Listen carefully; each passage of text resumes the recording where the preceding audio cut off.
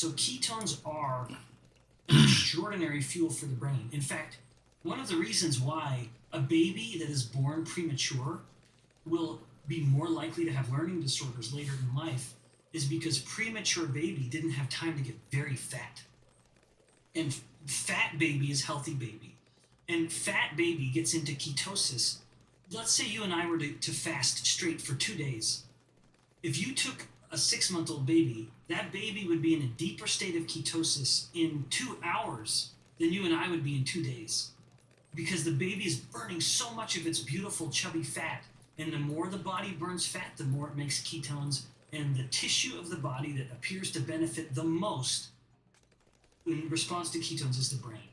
The brain, the moment ketones hit the blood stream, the brain immediately starts taking in ketones for fuel. Very often, I have students who've had a professor, perhaps with the best of intentions, but ignorant nonetheless, tell the student that the main fuel for the brain is glucose, that the brain prefers glucose. And I show them just 1 or 2 papers to prove that wrong immediately. And it is reflected in this idea, which if to use some convenient UK units, if blood glucose is 5 millimolar, that's a concentration, a way of measuring an amount of something. Blood glucose may be 5 millimolar, or 80 milligrams per deciliter for the American audience. That would be a normal glucose. And if you and I were to fast for 24 or so hours, we may get up to about 1 millimolar of ketones. And yet, even then, the brain has already switched to get the majority of its energy from the ketone. And so don't tell me that in this dynamic, the brain prefers this one, because this one's 5 times higher than this one. And even in that scenario, the brain is already getting more than half of its energy from the ketone. So all of this is my long-winded way of saying, when we look at the principles of evolution, one of the leading theories is this idea that we began eating essentially a meat-heavy diet that, it again, is so nutritious that it allowed our brains to grow. Maybe one final point on this, although it is a bit of a barbed comment, people may find this somewhat amusing or disappointing or frustrating. The title of a book just published, which is that vegetarians have smaller brains. This is seen in humans, that the less a human eats meat, then the smaller the brain becomes. The brain is so dependent on the nutrient density that comes from animal-sourced foods that it will suffer when it doesn't get them. Interesting. I mean, that's a controversial thing to say. It is, and you can cut it out. But it really is, it's a real thing. And why does depression go up so much when people stop eating animal-sourced foods? It's because you are depriving the brain of what it needs.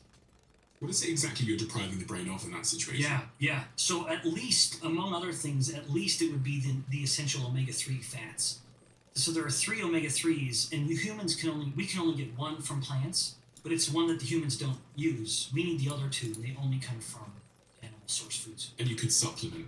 Absolutely. Right. Yes. Yeah, you can. But so the solution in that regard is the vegan must be educated enough to know what they're deficient in, and then wealthy enough to afford the supplements to make up for it. So is that the only evolutionary sort of hypothesis towards why we developed this insulin resistance? Oh yeah, in fact, it's funny that you bring the question up again, because I realized I didn't quite answer it that way. So insulin resistance, why would it exist at all? It would probably be a way for the body to know when it was needed to hold on to energy a little better. So now, I say that now, and someone would think, well, but why would I want to hold on to energy in a way where it's causing hypertension and Alzheimer's disease and increasing the risk of heart disease? Not all versions of insulin resistance are negative. So there is what all the insulin resistance that you and I have been talking about is pathological insulin resistance or harmful insulin resistance. Insulin resistance that serves no good purpose and it's making us sick. However, there is insulin resistance in human development, which is physiological or helpful. It's supposed to happen. And that is the 2 P's of physiological insulin resistance: puberty and pregnancy. Because in both of those instances, as we outlined earlier, when the body's insulin resistant, insulin's high. That's not always bad, because insulin wants things to grow. It is like a fertilizer in the body. Now, sometimes it's misplaced and results in problems like increasing the risk of cancer, for example. But in other instances, if you have a young child who needs some explosive growth during puberty, well, then that's really helpful. Insulin's telling the body to store more energy, to build up tissues, including muscle and bone, but also including fat. So in pregnancy, insulin's playing a role in growing the placenta. It sure is. The breasts. Yeah, so in the woman, after she's finished puberty, the only other time of growth she'll ever have will be pregnancy. And so those are the two instances where the body has become insulin resistant to take advantage of the heightened scenario where it can grow. Because the woman's body needs more fat. Goodness, yes. Yes, so her body not only needs to grow tissue mass, like the uterus has to get much bigger, she has to grow a placenta. She also needs to become a little insulin resistant to give a little more glucose to her baby, because she is, after all, now living for two people. And so as her body becomes insulin resistant, it actually facilitates the growth of the baby a little more rapidly. But as you noted, it helps her store more fat, and progesterone is another hormone that even accelerates that process.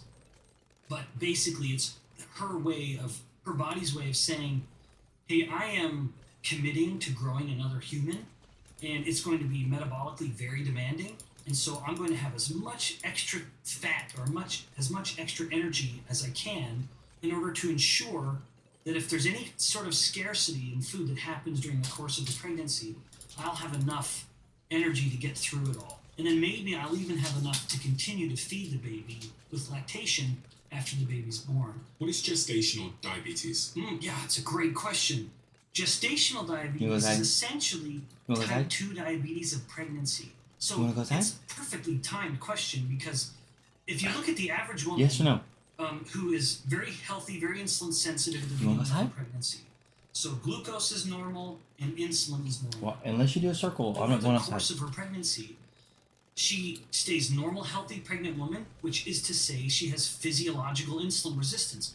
She doesn't get diagnosed with gestational diabetes, though, which means her glucose is normal. But to keep her glucose normal, because she is insulin resistant, but for a purpose to help her body grow, her insulin levels are high. And then the glucose is still in a normal range. And then in some women, especially if she has a family history of type 2 diabetes, the insulin resistance goes too far. Now she has high insulin, like all pregnant women do, but she's not able to keep her glucose levels in check. You want to go So outside if or no? I'm eating loads and loads of sugar throughout pregnancy, That will compound the problem. Absolutely. On the back road. So then she will go from the normal insulin resistance of pregnancy into the Why insulin resistance of diabetes. So it really is like type 2 diabetes, but a microcosm of it, a mini version that was really instigated or initiated because of the pregnancy, combined with a bit of a genetic predisposition, combined with her eating the worst possible way. Does that then impact the future baby? Oh, for sure it does. Yeah. So think about, it's almost like the baby is literally developing in a hyperglycemic, hyperinsulinemic environment. So the baby gets hardwired to want to continue to exist in a state of high insulin and high glucose after the baby is born. And so yes, the offspring of mothers who have gestational diabetes are significantly more likely to gain weight and be chubbier or fatter than their counterparts, and to later develop type 2 diabetes. It's a resounding yes. I read in your book that these infants have a 40% higher chance to be obese and have metabolic complications in their teenage years and beyond. Yes, I mean, a significant thing. And I say that with all of the sympathy I can for the mother who may be struggling with this. But it is certainly a motivation for mom to just be mindful of what you're eating. One of the things that I saw the other day on social media, which I wanted to ask you about, was this. I've got a picture of it here. There was someone online that posted this photo, and they said, well, this graph, and they said, we need to figure out what's going on here. This is the graph. I'll put it on screen for anybody that's watching, but also it will be linked in the comment section below. It essentially shows that over the last, let's say, 20 years, there's been a really significant rise in cancer amongst women, but when we look at cancer amongst men, it's pretty flat. And this is cancer incidence by age and gender up to 49 years old. And I was wondering if you had any thoughts on why this is happening. Yeah, a few thoughts come to mind.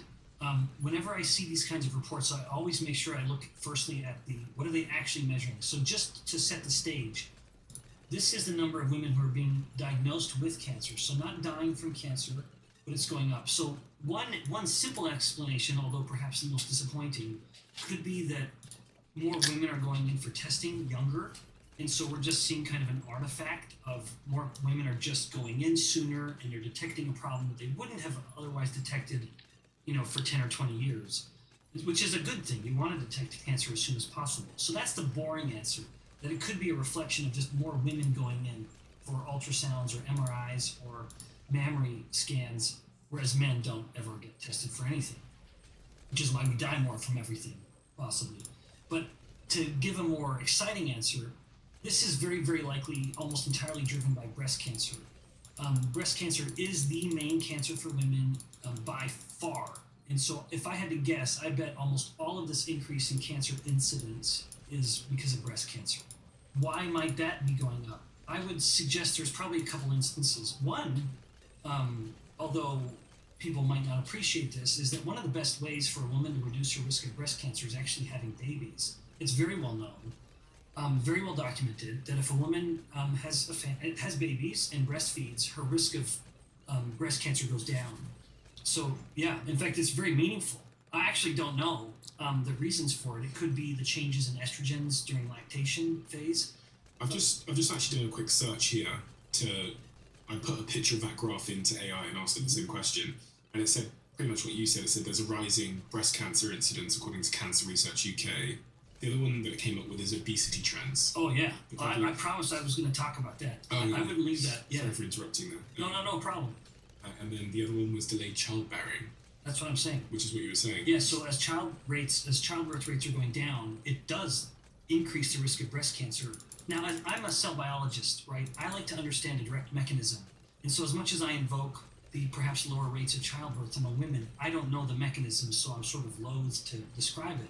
The mechanisms I'm very familiar with are the metabolic, which is if you take breast tissue that is tumor tissue and compare it to, like if you take a breast tumor and compare it to the normal tissue right next to it, like that it would have shared its origins with, the cancer from the breast will have 7 times more insulin receptors than the normal breast tissue.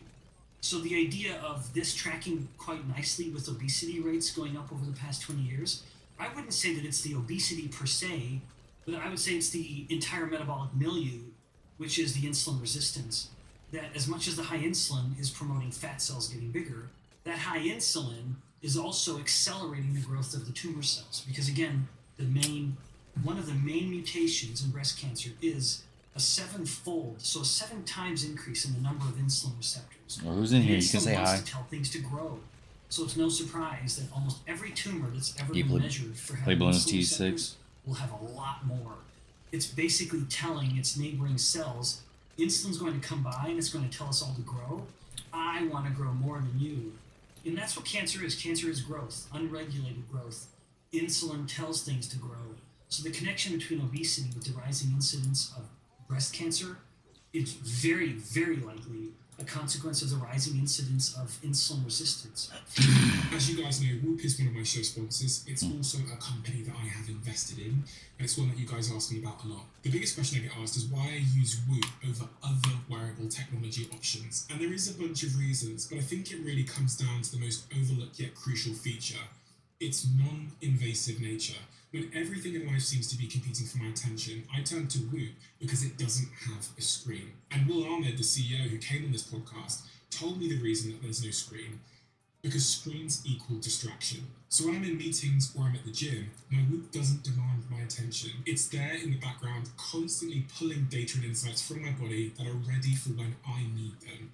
If you've been thinking about joining Whoop, you can head to join.whoop.com/CEO and try Whoop for 30 days, risk-free and zero commitment. That's join.whoop.com/CEO. Let me know how you get on. You know, one of the big subjects you touched on at the start was Alzheimer's and dementia. Yes. And I have heard several people on this podcast tell me that they think of Alzheimer's as type 3 diabetes. Worldwide, there is a new case of dementia every 3.2 seconds. It seems like, I don't know if this is true, but is Alzheimer's and dementia on the rise? Oh, yes. Yeah, it is. In fact, it went from not being even on the radar to being a top 10 killer Now, it's interesting how people even die from Alzheimer's disease. It's a very kind of vague death. But yeah, Alzheimer's disease is one of the top 10 diseases now, certainly in the West. And I would argue it's because it has a metabolic origin. Now, one of the interesting things about Alzheimer's disease is we have spent billions of dollars on Alzheimer's research trying to identify the plaque. So just to set the stage here so that people listening can appreciate this paradigm shift that's occurred in Alzheimer's research. Originally, and even in many people still, people thought that Alzheimer's disease is the result of these plaques accumulating in the brain. These kind of little proteinaceous, little thick things that are preventing neurons from sending the signals throughout the brain for the brain to think and have normal cognition.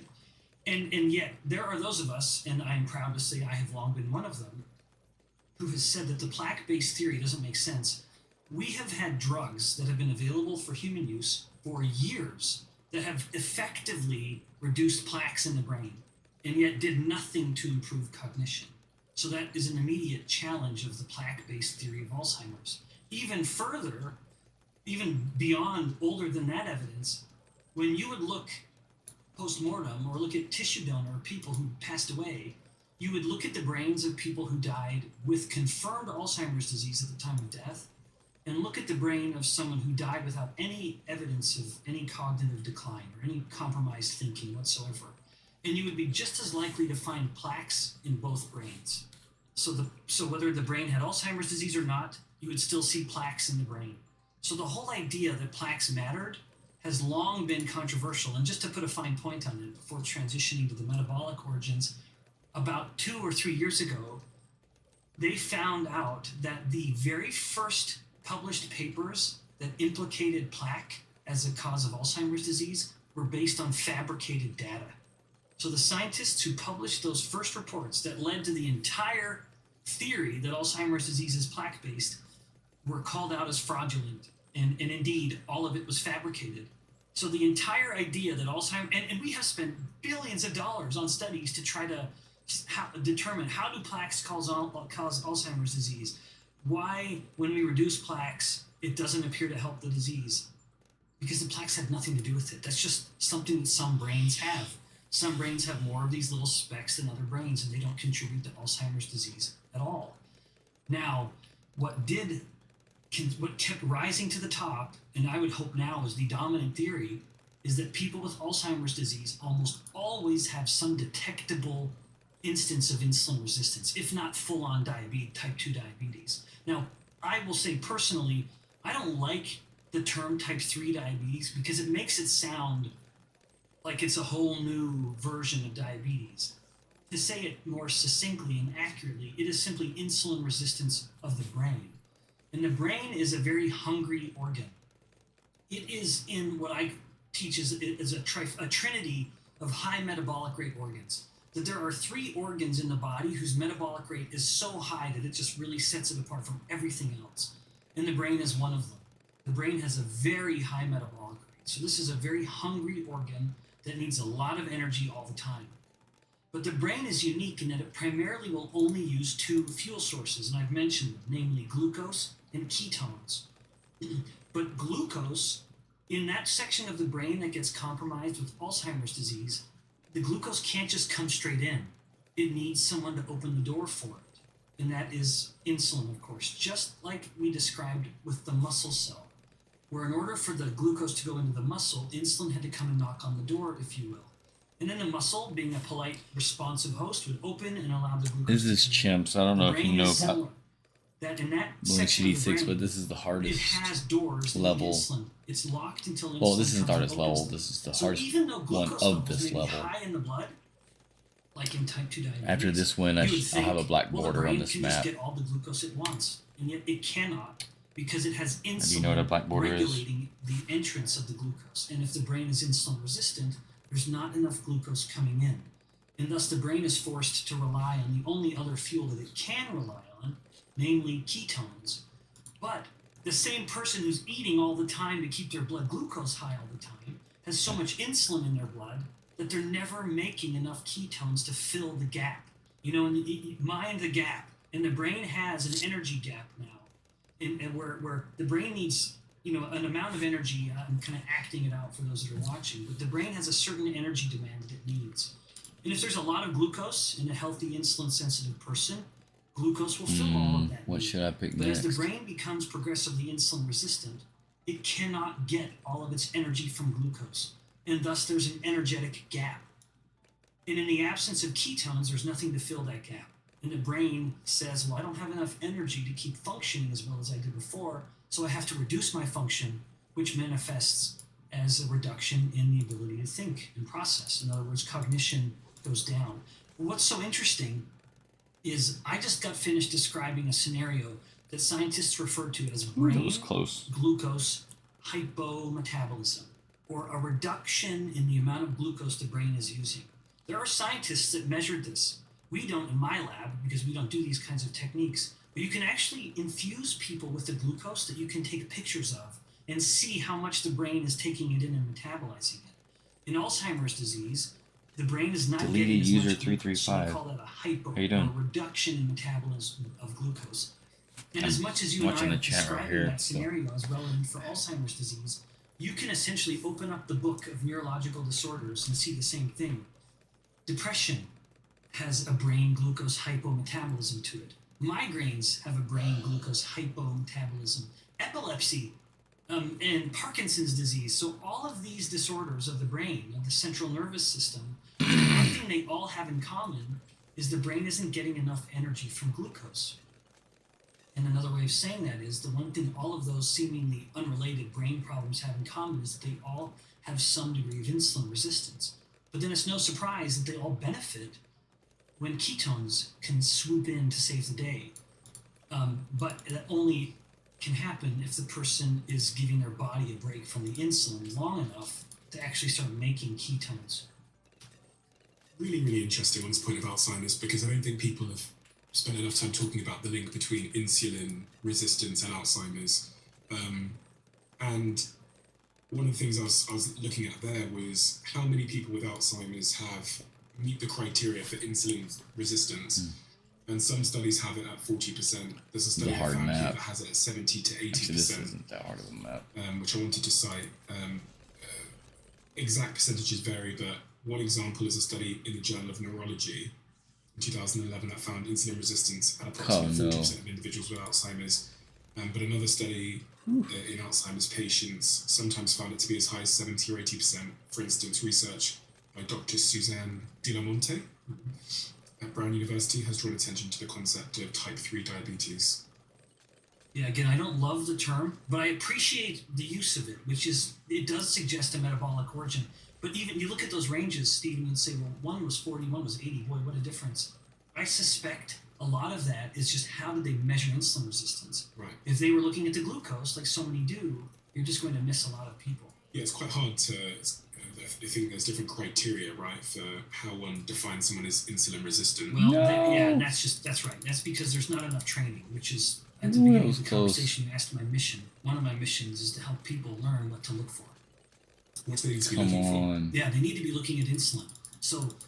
Is that easy to measure? well, it is technically easy to measure. It's just that we don't have enough systems in place to allow it, to enable it. Like again, if someone listening in the UK were to go to their GP and say, "Can you measure my insulin?" In many instances, they literally can't get it done. Dang it. The system just isn't in place to take it to the lab and measure it. Now, some do. I know some physicians in the UK who do so, and they have developed their own way of getting it done, and they're incredible advocates of this whole idea. But it is harder in the UK and in Canada, where the system is such that they have said, out of ignorance, but perhaps well-placed or well-intentioned, they will say, well, insulin isn't a marker that matters. Almost lost It it there. is. And if you're measuring insulin resistance, just to put things back to where we had talked about it earlier, many people with insulin resistance have normal blood Oh, there's 3 glucose people levels. watching now. It's the insulin. What's up, you that's guys? high. And so I would say if a person can get their insulin measured, get it measured. In US units, if it is anything above about 10 microunits per mil, that's a warning. In UK units, if it's anything above about 40 picomoles, that's a warning.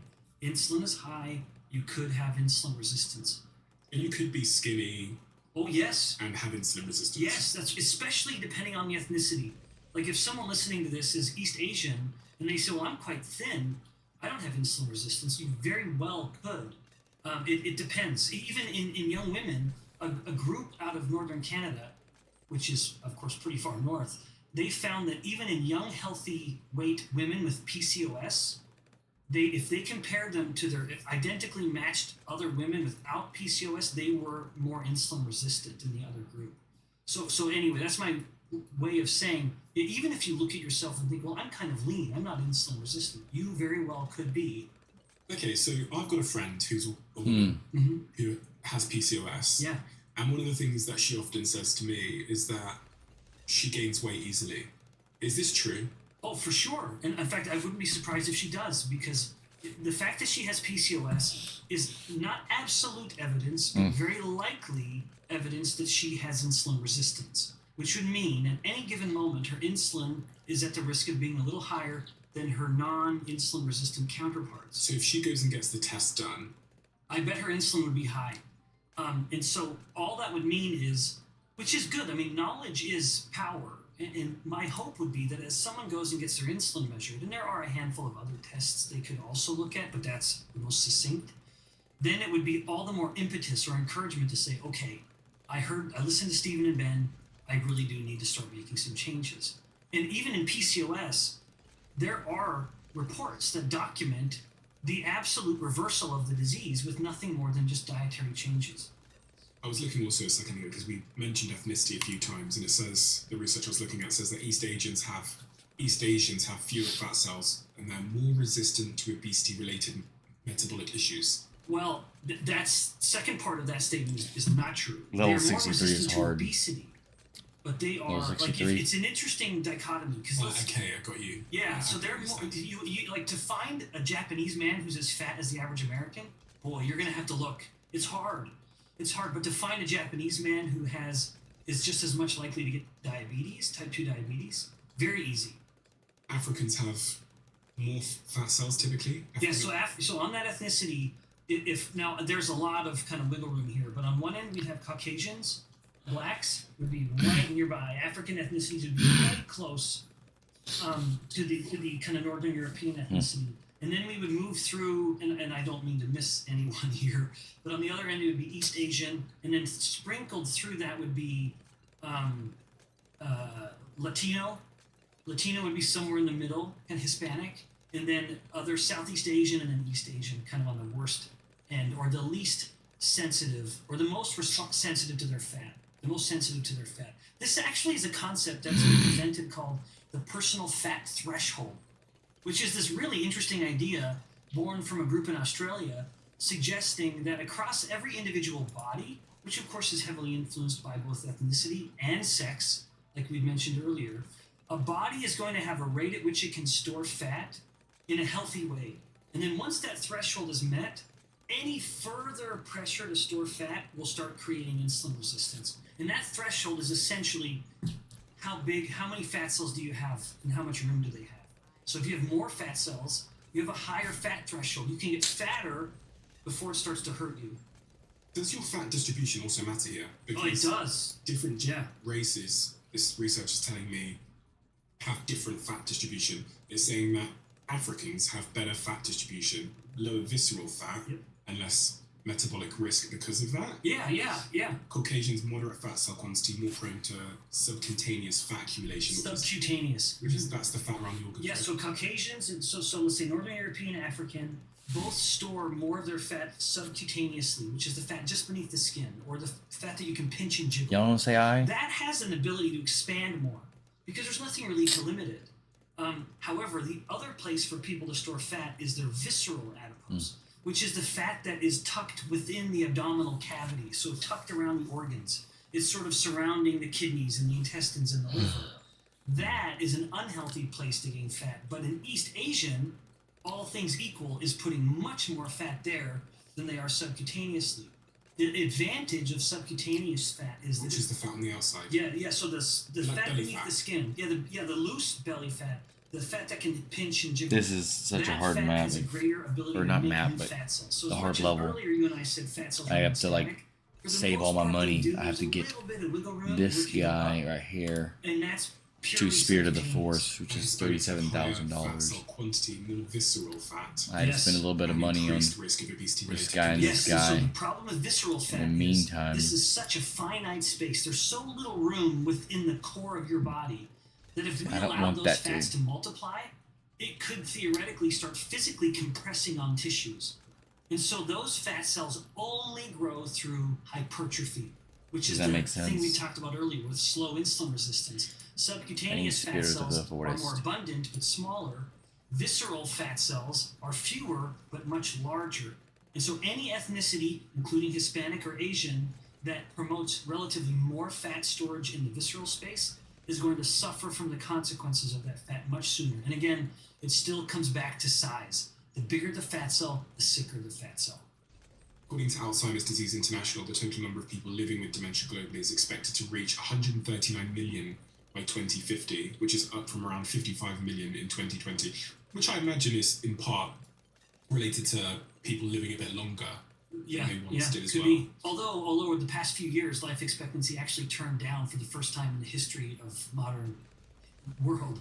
So who knows if it will continue to go up? But yeah, it could be people are living longer. I mean, one of the effects of modern medicine is that people live longer with disease, Alzheimer's included. But it's absolutely a consequence further of our overall metabolic milieu that we put ourselves in a position where we're making our brains insulin resistant, and thus they're going hungrier and hungrier.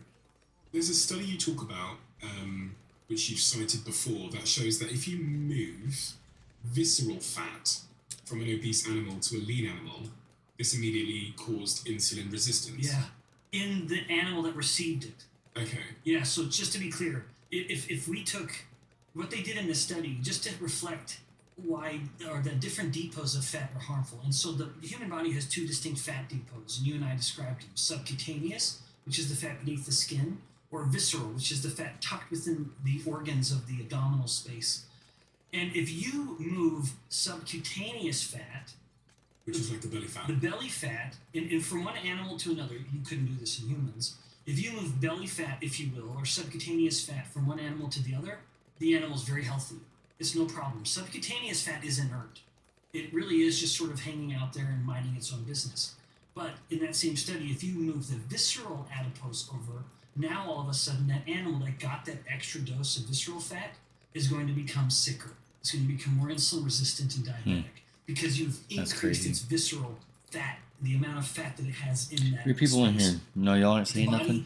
wants to being limit the amount quiet? of fat that it has there because if the fat, Let me hear your again, if the strategy. fat grows too much, This is you chimps. physically start compressing and squishing organs that you need to be functioning, like the kidneys and the intestines. Have you seen Brian Johnson? I have. I don't know him personally, but You've seen the documentaries and stuff made about Yeah. him and the work that he's doing. What do you make of what he's doing to extend his age? Because, one of the subjects that I think is linked to this is the idea of longevity yeah. and aging, and he's become a bit of a poster child for the subject of longevity. Right. Well, I want to address this because this is a real person, so I want to address it very politely and diplomatically. I think that I want to distinguish the difference between longevity research and science, which is a very real, living, breathing field, and I'm proud to know individuals who are longevity scientists, and distinguish them from longevity, you said poster child, so the gurus of longevity, and that's not the same thing. So what I say, I don't mean it to be an indictment of longevity research. $12,000 more I don't mind dollars. if people hear a bit of an indictment in my voice of the modern longevity guru approach. So these individuals, and he is certainly the most well known, they do have the advantage of never really being able to be proven wrong. So there's an inherent problem here. But I will say that the application of being a longevity expert, or not a scientist, but a guru, I don't mean for that to be negative, but it does have a bit of a negative sound to it, is that you have to rely on Nobody talks in here. what I would call Why weak are you so evidence. quiet? Now, what do I mean by that? So all of the approaches to longevity nowadays rely on either correlational studies or basic research, or animals and insect studies, and then extrapolating that results or assuming those same results will apply to the human. So let me briefly just mention my concerns with correlation and research. So the longevity guru will say, correlational evidence suggests Didn't y'all people play who eat Ballons meat, TD6? die more. Well, a correlational study is, by my estimation, some of the weakest evidence that you can ever generate. A correlational study would just have someone come Deleted to your user home and say, 335. Stephen, Do you can play please Ballons answer this TD6? survey about what you eat? You answer the survey. You may lie. You may not remember. You may have things that you don't even think about including. Like, for example, that you're part of a very well put together religious organization. And I actually use that example very deliberately because people who are known to be Y'all are just quiet. part of good, tight social circles, like a formal religious group, always live longer than people who don't. Maybe you're really $9,000 lonely. more dollars. Loneliness is a greater contributor to death than cigarettes. Ooh, it's gonna be And it's close. not even close. So there could be I need things it. on that I'm gonna need it survey right there that at the just end of the cannot match. capture. And yet we end up making a conclusion. And so all of that correlational evidence is deeply flawed research. And yet that becomes the basis for the longevity guru to determine diet. So if I'm trying to extend my longevity, Yeah. trying to live longer, then exactly what should I be thinking about? Yeah. So my view on longevity is a metabolic view. No surprise. Come on. I'm a metabolic scientist, and I don't mind someone sort of smirking at me declaring that or admitting it. But I'm somewhat justified. Just by way of setting the stage, the birth of the modern longevity It's research. close. It's gonna be close. If it didn't If I start, beat it was this or not. heavily influenced by the work of a woman named Cynthia Kenyon, Kenyon. Oh, I had it in slow mode. Was one of the kind Why? of, she really did, in my mind, kind of give birth to the modern longevity focus. Come on. What her lab found using an insect model, and this is again a problem with the longevity gurus, is that they rely on insect data, for example, but it was compelling what she found. I think it was worms. She found in worms that if they restricted the glucose that the worms were eating, they would live 50% longer, or some fantastic increase in how long the animals lived. That kind of gave birth to the idea of fasting being beneficial, but it also allowed her lab to start playing around with some of the genes of these little insects. And when they started Fasting knocking does help. down or underexpressing some I of the dropped 30 genes pounds. involved in insulin, they didn't have to restrict the food. The animals just lived longer. And so Hey, that like $2. touches on this metabolic aspect. And $3. everyone nowadays is really interested in autophagy. Somewhere around there. Autophagy is a Autophagy. term for a cell essentially cleaning itself out. Which is Here we go. typically associated with long Let's fasting. go. Yeah. In fact, yes. So that is partly why fasting has been so embraced within the longevity community. It's because if you can promote longevity, autophagy rather, if you can promote autophagy, the cell keeping itself cleaned out, that is thought to be a key contributor to longevity. So autophagy equating to longevity. I don't disagree with that. I think that probably is a very valid view. Then the question comes, well, how can I control autophagy? Well, there is a humble hormone that comes from the pancreas that has a very powerful effect on autophagy called insulin. So as much as people are fasting, what's the value of fasting and reducing autophagy? It's because insulin comes down.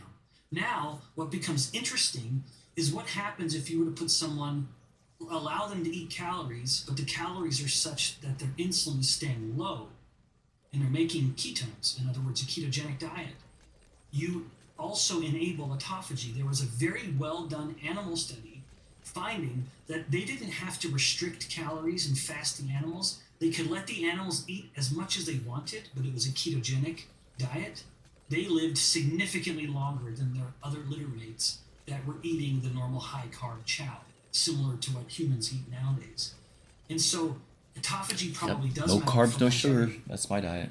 All the more reason to keep your insulin in check, because insulin is a powerful inhibitor of autophagy.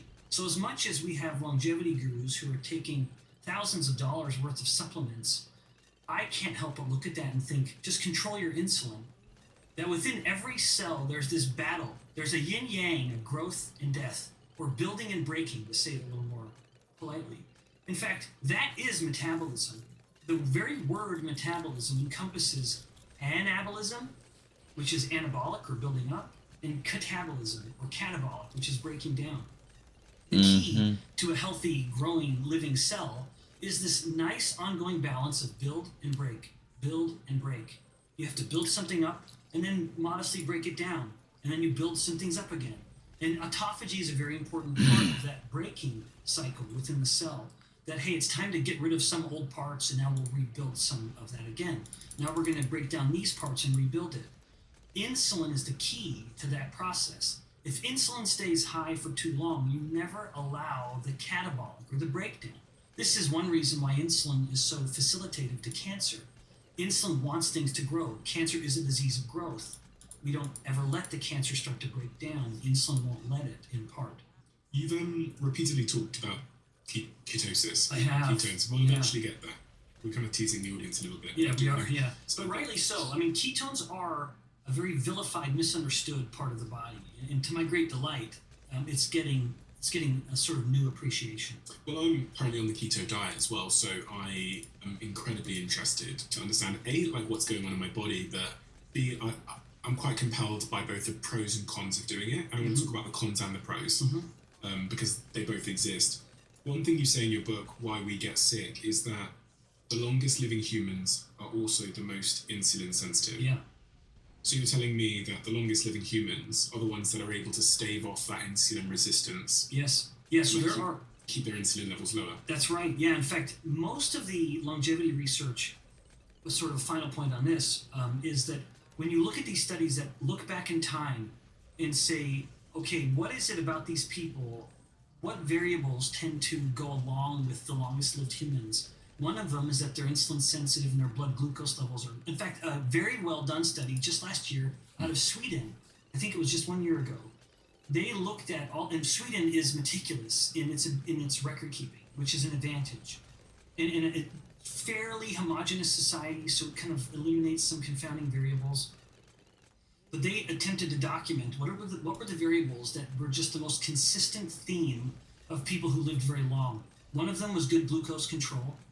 And this next one is very controversial because they found that the longest lived people had high cholesterol levels. And isn't that funny? It is one of the most consistent themes of longevity research that the longest lived people have higher cholesterol. And yet we live in a world that hates cholesterol. And the moment cholesterol goes up, we put them on a cholesterol lowering medication. We could be doing the perfectly wrong thing to help these people live longer. So that was, and then low uric acid. Crazy. There's a handful of other little variables that fit into this. So they found that some of the longest living humans had high cholesterol levels. That's right. That's what the Sweden study found, for example. The paper just published a year or so ago. What were some of the most consistent themes? They had good glucose control we're gonna die. and high cholesterol. I'm a great defender of cholesterol. It is a molecule of life. It's so much depends on it. Mitochondria, for example. Mitochondria have to have a cholesterol molecule in them in order to work, like the very powerhouse of the cell. And the more you lower cholesterol through, say, drug interventions, the more you compromise the mitochondria. The sex hormones, all sex hormones are built on cholesterol. It's no surprise if someone takes a cholesterol-lowering medication, their sex hormones go down. This is why some men experience such terrible loss of libido, because he's becoming low testosterone because of the war on cholesterol. But there's good and bad cholesterol, right? Well, that's, as the story goes, yes, and yet I think that's overly simplified, where people will say LDL cholesterol is the bad cholesterol, and yet that gets included in these studies of longevity. So I think the good and bad aspect of it is not entirely fair or accurate. We need LDL. And LDL is just as much a component of the immune system. LDL actually helps the body fight infections. So it's also an unsung hero of immunity. There was research suggesting that in very old age, high cholesterol levels do not always correlate with high mortality. And in some studies may even be linked to longer life. Exactly. Which is bizarre.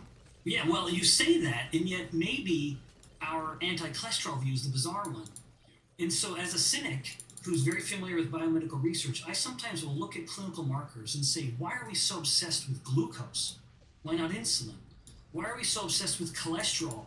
Why not triglycerides, which is another lipid that can be measured that is far more predictive of who's going to have a heart attack or not?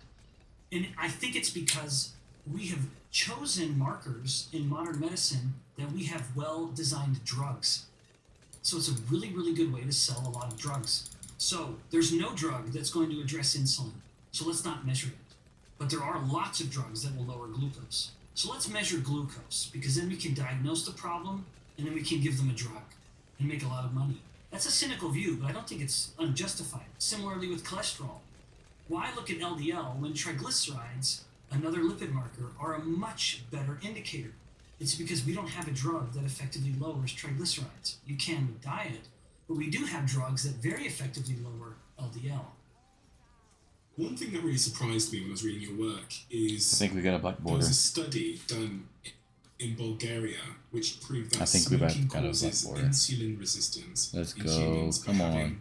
7 healthy non-smokers smoke 4 cigarettes over an hour for 3 Let's days. go. What did they find in that study? Yeah, so they found that if you took healthy non-smoking people and had them start smoking, they became insulin Look at this. resistant. I believe I invoked Black that border. study in the section where I was Yeah. talking about inflammation, See. where when you cigarette smoke, that elicits, there's a lot of junk coming in, and there's a powerful inflammatory Alright, beat all response, these. and that contributes to insulin resistance. Is this vaping as well? Oh, Standard. So that is a very good question. I have, know in I fact, say hi. published now Say hi. multiple papers with a very good friend and colleague who is a lung expert at my university, a guy by the name of Paul Reynolds. Paul and I, we have published reports together looking at cigarette smoking and the inflammatory and insulin resistance effects that come from that. And now we've even started looking at the molecules, the hyperheated molecules from vaping, and they're terrible. In fact, yes, very similar results. If you were to take a comparable amount of the chemicals from normal cigarette smoke with its filter versus vaping, the vaping ones are probably worse, chemical for chemical. In terms of their insulin. Yeah, in terms of their inflammatory effect, the damage to the airway, and the insulin resistance that comes from it. Everybody wants to say hi. Horrifying. It is, in part because of just how common it's become. Does smoking make us fat? That's a great question. It doesn't, because it replaces other interests. So if the cigarette smoker ate the way everyone else was eating, it would. But because the cigarette smoke satisfies a craving, they have less of an interest in food. What's so interesting about cigarette smoking is, again, as I said, you begin to smoke, other things don't tempt you as much, like the cookies and the cakes.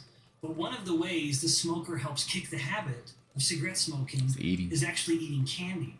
Like they will literally start carrying around little candies in their pocket. So as they feel a craving for cigarette smoking, Yep. they'll take out a little candy, open it up, and pop it in your mouth. I did And so it's that. no surprise that very commonly, when a person quits smoking, they gain significant weight. They end up trading out their addictions, if you will. And unfortunately, in humans, all of the study of addictions with food, people only manifest an addiction to one type of food, and that is carbohydrate. There's no evidence of addiction to fats or proteins. You published a study in 2024 which found that exposure to diesel exhaust gas was Yes. associated with increased fat mass, Yeah. enlarged fat cells, insulin resistance, and increased levels of inflammation. That was published in the International Journal of Molecular Sciences. Yeah, that was one of the studies I just was referring to with regards to my colleague Paul Reynolds. Paul and I, that was one of the papers we published looking at these inhaled particulates. The reason I was interested in this field of study in the first place was just to continue to kill the caloric model of obesity. So, and this touches on an earlier part of the conversation. Overwhelmingly, if you ask someone, why do we get fat? Well, because you eat more calories than you burn. Why do you lose fat? Because you eat fewer calories. And I have long just been frustrated by how naive that view is. Yes, energy matters, but again, the fat cell must be told what to do with the energy that it has. That, of course, points an obvious finger at insulin, which is the strongest of all signals. But what we found in that study is that even something as seemingly unrelated as diesel exhaust particles, mind you, we did not do this study in humans. Full disclosure, we did this study in animals where we could perfectly control how much diesel exhaust they're getting. So we have this mechanism in Paul's lab where you can aerosolize these particulates and know exactly how much the animal's breathing. And then at the end of the study, even though they ate the exact same amount of food, the animals that were exposed to the diesel exhaust particulates had fatter fat cells and more insulin resistance than the animals that had just been breathing normal room air. So what we're breathing in, theoretically, could then be determining how fat we're getting. In fact, this evidence would suggest that it goes beyond theory. So our evidence would state conclusively that yes, what you breathe does matter. Then theoretically, we would say, well, how much does that apply to humans? that is where we get into the realm of theoretical. But the evidence certainly suggests, yes, the very air we breathe matters. And you see this at a population level. Look in areas where there are confounding variables here. Here I am invoking correlational research, and I was just criticizing it a moment ago with regards to longevity. But you look in areas where they have higher pollution levels, where the particulates are higher in the atmosphere, and those same areas are always fatter and more diabetic. Interesting. But of course, that's correlational, so it's hard Exactly. Yes, thank you for pointing it out. But again, as much as you and I are citing the problem with the correlational study there, we need to always cite the problem with correlational studies when it comes to informing nutrition policy. Like, don't eat eggs because they cause diabetes, but when you actually look at the studies, you find nothing of the sort. What about other sort of environmental toxins and their impact on insulin resistance? Yeah. So there are the ones that you inhale. A handful of inhaled particulates will matter. We have shown in my lab alone with my collaborators, diesel exhaust will do it, cigarette smoke will do it, and more. We have a funded grant right now to look at the effects of vaping. So apparently stuff we breathe will matter. To some unknown degree, things that we drink that are non-caloric. So there can be, like, people have heard of the microplastics. Microplastics are things that they're so small that you drink them and they will absorb through the intestine and get into the bloodstream. For reasons that are unknown to me at the moment, one of the sites where those microparticles will go is the fat cells.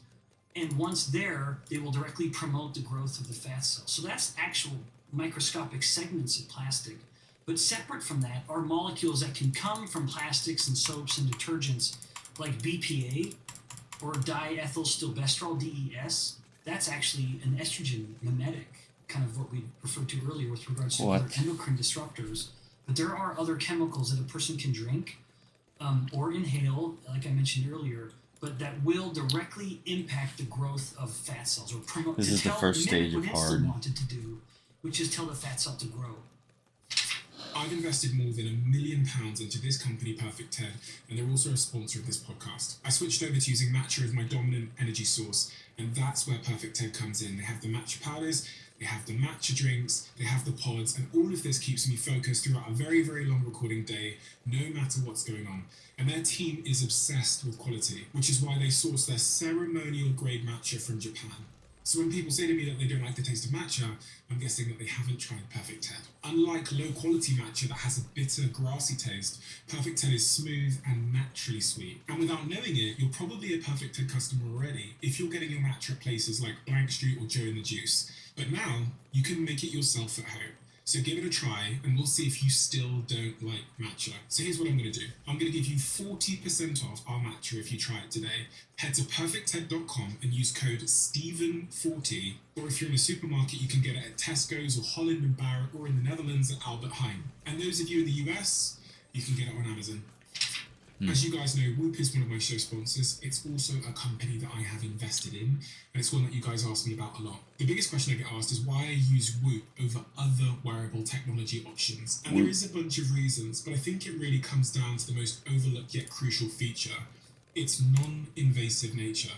When everything in life seems to be competing for my attention, I turn to Whoop because it doesn't have a screen. And Will Ahmed, the CEO who came on this podcast, told me the reason that there's no screen. Because screens equal distraction. So when I'm in meetings or I'm at the gym, my Whoop doesn't demand my attention. It's there in the background, constantly pulling data and insights from my body that are ready for when I need them. If you've been thinking about joining Whoop, you can head to join.whoop.com/CEO and try Whoop for 30 days, risk-free and zero commitment. That's join.whoop.com/CEO. Let me know how you get on. So let's talk about ketosis and ketones. The keto diet is becoming increasingly popular from what I've seen. It's actually the diet that I'm on at the moment. How does that play into everything we've talked about? Yeah, so this is an opportunity for me to do a little bit of nutrient biochemistry, or a little discussion of metabolism, so that people appreciate what ketones even are and where they come from. So the entirety of the human body is a metabolic hybrid in that the body is largely burning fuel from two sources. It is burning blood glucose or blood sugar, or it's burning fat. Those are the two main fuels for the body by extension. Now, the brain was an exception. The brain is glucose or ketones, but I'll get to where the ketones come from. The rest of the body isn't really relying on ketones as much as fats or glucose or blood sugar. Insulin is what decides which fuel is used. So as much as the metabolic engine has two fuel sources, insulin will decide which one is opened and which one is closed. If insulin is high, the body is sugar burning. And you can measure this in the whole body level by measuring the amount of oxygen and CO2 that the body is producing.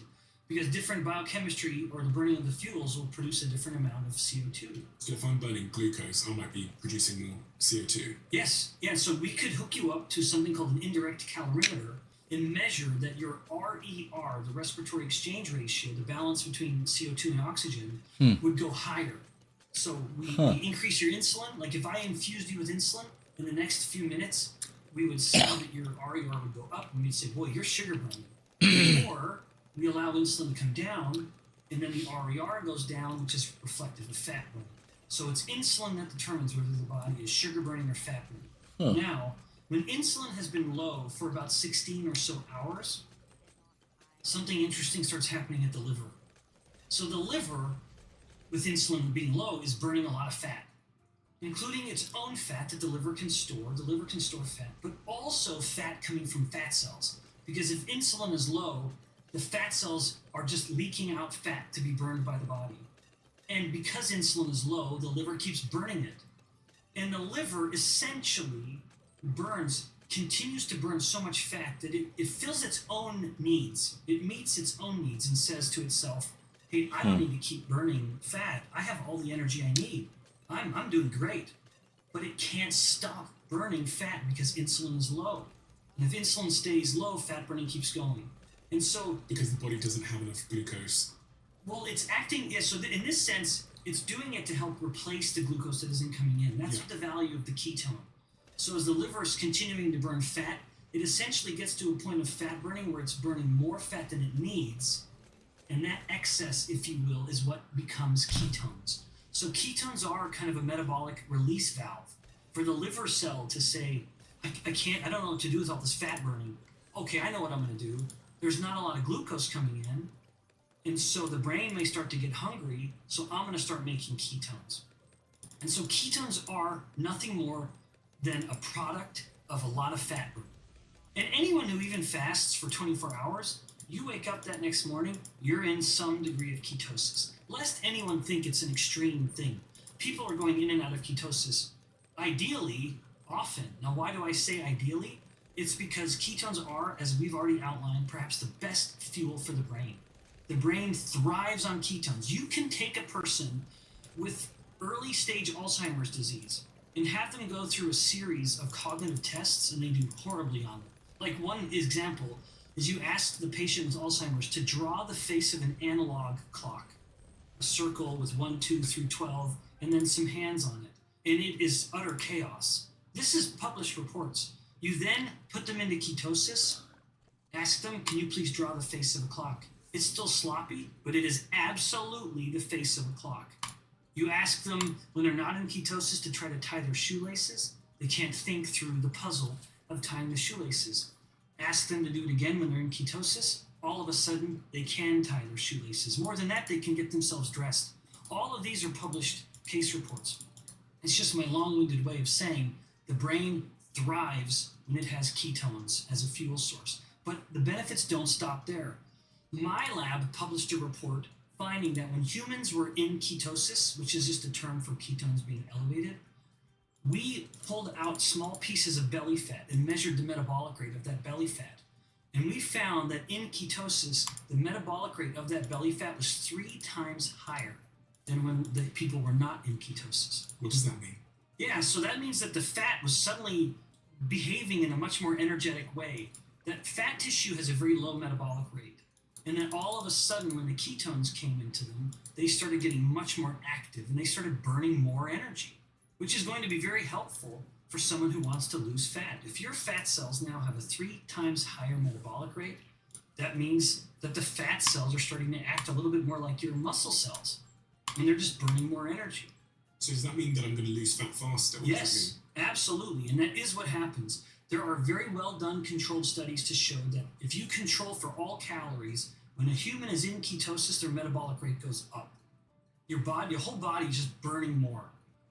It's just everything's kind of been turned on a little more. The furnace of the metabolism has just been, you have a little more fuel kind of stoking the fire. So ketones will increase metabolic rate of fat tissue. We found a paper that we published documenting how we took muscle cells and kind of insulted the muscle cells to determine how tough the muscle cells were. When we incubated the muscle cells with ketones, they were much more resistant to injury. So the ketones act to protect muscle tissue. And in a way, that is reflective of a function of ketones. Ketones are a defender of muscle. Ketones are basically the way to tell the brain, saying, brain, you think you need a lot of glucose, and if you don't get enough glucose, you would start stripping the protein from muscle to turn it into glucose. But I'm here as a ketone, so you can eat me instead and leave the muscle alone. So we published, again, a direct report finding that ketones actually make muscle more resistant to injury.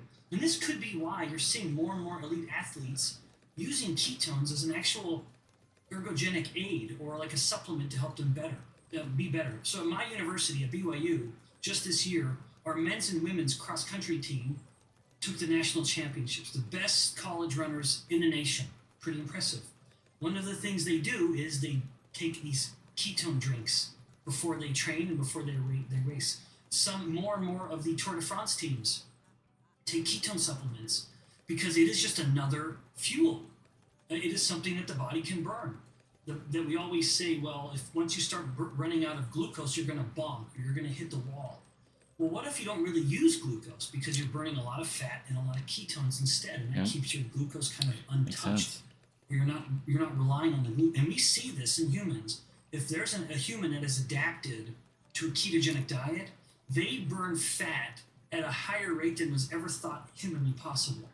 That fat is basically fueling all of their muscle movement during the exercise session, rather than relying predominantly on glucose. The body has adapted. It's burning fat for fuel, and when it's burning ketones for fuel, and it's leaving the muscle as sort of a last resort when it really needs a big kick. I've seen these keto drinks. Yes. They're almost like little shots. Well, there's a bunch of different types. If you look at the spectrum of ketones, on one end you have the cheapest, most readily available, although less effective, called ketone salts, where it takes a molecule of ketone and binds it to a mineral like calcium or magnesium. Not as effective, and it's a lot of minerals, so people will find that they may get a lot of plaque on their teeth, maybe increased risk of kidney stones, so it comes with some consequences. Then you have the ketone ester, which often comes in shots. Then you have the bioidentical BHB, or the bioidentical ketone. One company, which is Original Ketone, they make it. Now, these ones are more effective. You take a little bit of these and you will get an increase in ketones. They're a little more expensive too. But as the space is becoming more competitive, the price is coming down. And what exactly does it do? So if I took a shot of identical ketone drink, what would go on in my body, and how would that impact my cognitive performance or athletic performance? So it would result, so you're drinking it in, you're immediately absorbing it from your gut. So if you were not in ketosis, let's say you had, and I'm not encouraging people to do this, you had just eaten 2 bagels and a cup of sugary coffee. You're no ketones, undetectable, because insulin has come up, it's inhibited ketone production. And then you drink a shot of the ketone, within an hour we would detect your ketones. They would have gone up maybe to 1 millimolar, which is a pretty significant bump. And they're capable of that kind of movement. And maybe you do so because you're thinking, I really need to be sharp right now. Would that make me sharper? Well, that's where we have to speculate. There's no... my lab published animal evidence suggesting that yes, indeed, it makes you sharper. That we had these animals navigate mazes and recognize objects, and when the animals were on a ketogenic diet, they were much sharper. They were much better at solving problems and remembering solutions to previous problems. It's one of the... I asked this in particular because... Smarter, dumb animals. As my team know, because I've said it to them a lot over the last couple of weeks since I've been on the keto diet, and I've been literally pricking my finger to check confirming my keto levels, and the highest I've gotten to is like 2.5, which is high. Is it high? That's not problematic. Right. I mean, that is just proof positive that you're in ketosis, which itself is proof positive that you're burning a lot of fat. Yeah. And 3, that your insulin levels are low. That dropped off my body like I've never seen in my life. Exactly. Yeah, it's crazy. So the power there is, like, if you'll allow me to kind of springboard off of that comment, the power of, so if someone is listening to this and they're thinking, okay, I need to shrink my fat cells. Yeah. Unfortunately, they don't realize that there's 2 variables to what caused their fat cells to grow in the first place. They have no awareness of the value of insulin in this formula. All they do is pay attention to the calories. And so the average individual is looking down the road with this fat cell shrinking journey, and they're thinking, okay, what I have to do is just cut my calories. And what do they do to cut their calories? They do the exact wrong thing. And before I even answer that, let me just present the scenario. Let's imagine that Stephen and I, everyone listening is invited. Stephen and I are hosting a buffet. We have the world's best chefs. It is going to be a table filled with the most delicious food you can imagine. You're in our invitation. We say, come hungry, because you're going to want to try a little bit of everything. Everyone listening, ask yourselves, what would you do to come as hungry as possible? You'd probably do 2 things. Or think, how did you go to your Thanksgiving or your Christmas dinner as hungry as possible? You would eat a little less in some period of time before the event, and you would exercise a little more. And it would work. You would be very hungry. That's why the traditional advice given for weight loss doesn't work. Because we tell people, eat less, exercise more. Sure, you maybe lose a little bit of weight in the short term, but all that does, you've given them the perfect recipe to promote hunger. And hunger always wins. As a good example, in the US, we have a game show. Maybe there was some version of this in the UK called The Biggest Loser. It was essentially who can lose the most weight. And it was through a punishing regimen of caloric restriction. Eat less, exercise more. That is like the perfect embodiment of that approach. They were starving and they were exercising to insane degrees. And oh my goodness, did they lose a lot of weight. And yet you never see them again. They don't do a reunion tour 5 years or 10 years later because they gain it all back. Do you know they gain it all back? They do. In fact, a paper published in the US from the National Institutes of Health documented not only the degree to which they gain weight back, but also how it almost literally breaks their metabolism. That normally a person's metabolic rate is connected to their body. That's crazy. A bigger body has a higher metabolic rate. A smaller body has a lower metabolic rate. This is just human physiology. And no surprise, when someone loses weight, there's less of body, and so metabolic rate goes down. As they gain weight back, metabolic rate will typically go back up as well, except for the contestants in The Biggest Loser. They started with a high metabolic rate because of a high body fat level. They lost a substantial amount of weight. No surprise, metabolic rate went down substantially. But if this is such a dramatic change that as they started gaining weight back, metabolic rate did not come back with it. It stayed lower than it should have. Normally it's connected, sort of 1-to-1. Wherever body weight is going, metabolic rate is going. Except in these people. That method of dramatic weight Y'all can loss say through hi. such You play Rocket, severe or do you restriction, play Rocket League, or which is Ballons based purely on the TD6? caloric theory of obesity, leads to significant hunger. So no I surprise can't see who's in here if right a now. person's attempting to Thanks for shrink the their fat thumbs up, cells and lose whoever weight, gave me that. if the first step is I'm going to cut my calories and they don't address their high insulin, they're never going to lose weight in the long run. They're going to step right back to where they were. Because if they start cutting calories but insulin is still high, that's going to make them very hungry because insulin wants to be storing energy. A professor from Harvard named David Ludwig found this. If you have people eating a lower calorie meal that spikes their insulin, it makes them much hungrier than a lower calorie meal that doesn't spike insulin. So that's the key.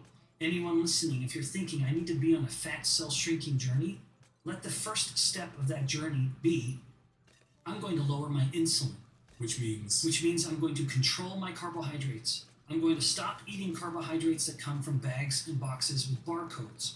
And while I am restricting those carbohydrates, I'm going to focus more on protein and fat. So control carbs, Yeah. prioritize protein, and don't fear the fat that comes with those proteins. Fat and protein together is a miraculous combination of helping you feel full. And it is literally giving everything you need.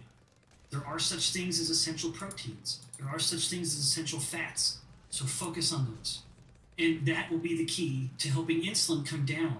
Then, as you have found, you haven't, and when you're hungry, eat. If you're not hungry, don't eat.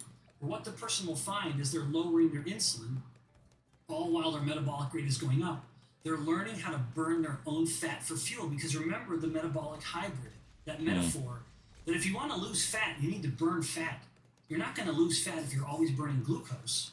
It's fat that you need to burn. And as you start burning more fat, you realize that it's like the hump on a camel. That hump exists because it is a big source of fat for that animal to be using its own fat for energy. We have our own version of that. So you think about the average individual who's chubby, they have hundreds of thousands of calories waiting to be burned in those fat cells. It's just that their chronically elevated insulin is never letting them burn it. And so as the person starts making these changes in their diet to lower insulin, they now can finally start relying on their own fat for fuel. So it's no surprise that their hunger starts to come down. Let that be the natural way in which you're controlling your calories. Don't control your calories because you're forcing yourself to be hungry and eat less. Control your calories because you simply aren't hungry. So I'll overlay this with my own sort of anecdotal experience. So I, every year, do a keto diet, usually for about 8 weeks. This time it's going to go on for a little bit longer. The reason, in part, why it's going to go on a little bit longer is I just learned more about what's going on in my body. And also, because I podcast now and do a lot of speaking on stage and those kinds of things, I see tremendous variance in my ability for my brain to articulate what I want to say. The same way. It's absurd. Yes. I was saying this the other night to the team that with me here in Los Angeles, and I've tried to say it to so many people. As someone that can spend 9 hours a day trying to think of the next question to ask, or trying to remember the research, or on stage in front of 1,000 people trying to deliver a story or a point, I get to see variance which I've never been able to explain. Yeah. Where some days I'll go up on stage, I'll be in a podcast, and it's like my brain and my mouth aren't connected. And then on other days, specifically when I started doing ketosis or having a ketogenic diet, it just flows. Yeah. It just flows so well. And I was saying to my team, it feels like I'm looking at the world like this these days. Like I've got this intense, for anyone that can't see me, I just stretched my eyes. Yeah. Like I've got this intense focus on the world. The other thing I've noticed with my diet is I get hungry, but not like I used to get hungry. And then very quickly after I start eating, I stop. I don't seem to be like doing like these, I used to kind of binge a little bit. Yeah. I used to have like a longer eating sessions, and my hunger goes very quickly. I also found that I didn't have these like fluctuating energy levels throughout the day. Yes. I don't crash anymore. I used to get like slumps. Oh, for sure. And I don't slump anymore. And then the other thing, which a lot of people care mostly about, is the fat, so like belly fat. I have never seen anything that has stripped belly fat off me faster. And I'm talking in a matter of weeks that I could, count on one hand than doing the ketogenic diet. And if I could literally show a picture of my scales, because I have these digital scales on the screen, and it's just trundling along, and then there's this cliff edge where it goes directly down. And so much so actually that one of my concerns with the ketogenic diet is how the hell do I keep my muscle? Oh, that's a great question. Because my girlfriend, to her credit, when I did ketosis the first time, she was like, I've never ever seen you look like this when I took my top off. But also, it was quite clear that my muscles had got smaller. I was lean as fuck, but my muscles were smaller. Yeah. So with caution this time, I did ketosis again, and I've been thinking, how the fuck do I keep my muscles? Yeah. Okay, so first of all, let me just add a hearty amen. I'm an advocate of a ketogenic diet, although it can be applied differently across different people. But I would say anyone would benefit from having some modest period of time of elevated ketones, at least in some portion of the day. Now, how do you maintain muscle mass in the midst of such obvious weight loss? I can only speculate. Now, there are peer-reviewed studies that I can cite which do support the idea that a human can be on a ketogenic diet and have a total maintenance of muscle and strength. That is published, so we know it's possible, although that doesn't seem to be what happened with you. I would suspect that there were two things happening, possibly. Now, I'm speculating here, and I'm pretending to be your coach or your expert here. One could have been that you had relatively lower energy during your workouts because of a slight degree of dehydration. And then the other one would be calories, which I'll come back to in a moment. I just wanted to put it out there. So when insulin comes down, one of the many effects in the body is that another hormone comes down called aldosterone, which is one we've never invoked yet. But low insulin leads to lower aldosterone. When aldosterone comes down, the kidneys begin to eliminate salt and water much more rapidly. Now that's not problematic, but it does mean that a person does have to focus more on hydration and salts. So if someone's going on this strategy and they exercise fairly often, you need to be much more focused on your hydration, literally drinking more because you will be urinating more, which is partly why people's blood pressure gets so good so quickly. And just to pause on that point, if someone is on 1 or 2 blood pressure medications and they adopt a ketogenic diet, they usually have to stop their medications within 2 days because their blood pressure goes to normal so quickly that if they stay on the medication, they're going too low. So one could be that you were actually working out a little less intensely because of the dehydration. But then 2, it's possible that you were eating too few calories to actually maintain muscle. Muscle is a hungry organ. It is metabolically expensive for the body to keep that muscle on. And as you start to get leaner and leaner, it gets harder and harder for the body to defend that muscle. In fact, that's the difference between fasting and starvation. The longest known evidence of a fast was a man in the UK who fasted for 384 days, literally not eating or drinking a single calorie. He was under medical supervision, getting vitamins and minerals and water, and he went on to live a perfectly healthy life. But what was the difference? Why was that not starvation? Starvation is when you run out of fat. So you might have gotten to the point of so lean that you didn't have enough fat to burn to make enough ketones to fuel the brain. If you don't have enough fat to burn to make enough ketones, and the brain is saying, all right, well, I wanted to switch to ketones so that I could spare the glucose, but I can't. There's not enough ketones here, so I have to rely 100% on glucose. But if you're not eating glucose, now the body has to start stripping the protein from muscle. And it sends those amino acids to the liver. Then the liver is so capable, it will turn those amino acids into glucose. So it turns my muscle into glucose to feed the brain. So my comment then, finally getting to my answer is, in your version of a ketogenic diet, with your level of muscle mass and your inherent metabolic rate based on your body size and your activity, you probably ought to eat more fat. I wasn't actually doing the blood test at that point. Mm-hmm. I'm doing it this time around, but I wasn't doing the blood test, so I couldn't actually see my keto levels. Yeah. So maybe I wasn't even in ketosis because I wasn't having enough and you fats. might have been, but it could have been that you were simply not eating enough calories. Okay. I have to. So this is an instance where. That's what I'm trying to do this time. So eat more fat. Yeah. Like every time you're making a steak, put butter on there. And when you're drinking a cup of coffee, as crazy as it sounds, I drink yerba mate every morning. Yep. I will put a big dab of butter, big dab of butter in my tea, Yep. and I'm sipping on it while the world's still asleep and the kids haven't woken up yet. And so I know, because I want to keep my muscle. As a guy who's almost 50, I find that during my strict ketogenic phase, and I'm currently in it as well, every January I go to kind of a carnivore diet. And I mostly do it to, one, lean down, but also to check any addictions and habits. I don't like feeling addicted to things. And my wife will comment. And even as an almost 50-year-old, it's fun to see my six-pack coming. I don't want to lose my mass, my muscle mass, because you have to work so hard to get it. Yeah. And what I find is if I increase my fat, I always get plenty of protein. But if I increase my fat content, I have an easier time maintaining my bulk. Are there any downsides of following a ketogenic diet that we need to be aware of? The only downside I can articulate, so in fact, I didn't even finish, because I distracted myself, mentioning some of the benefits of ketones, but ketones are further anti-inflammatory. Like, they directly reduce inflammation in the body by inhibiting inflammatory processes. Yep. And they also improve antioxidant defenses, so it helps reduce oxidative stress. So ketones do have benefits that go beyond even what we've taken the time to articulate. If there's any negative to a ketogenic diet, it could be that you acutely or you temporarily become less metabolically flexible. Now that's me invoking a term we haven't brought up yet. But metabolic flexibility is a term to refer to the body's ability to, when it eats glucose, to burn glucose. When it's not eating glucose, it burns fat. So you're shifting between the two metabolic fields that we outlined earlier.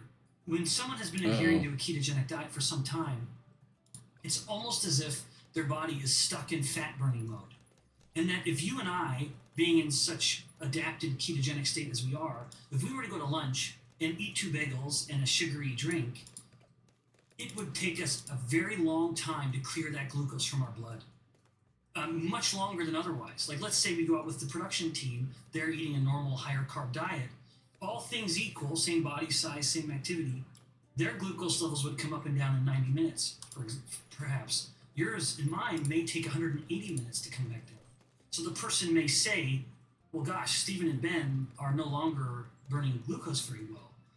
And that's true. In that one moment, our bodies had almost forgotten what it was like to burn a bunch of glucose because we had adapted to fat burning.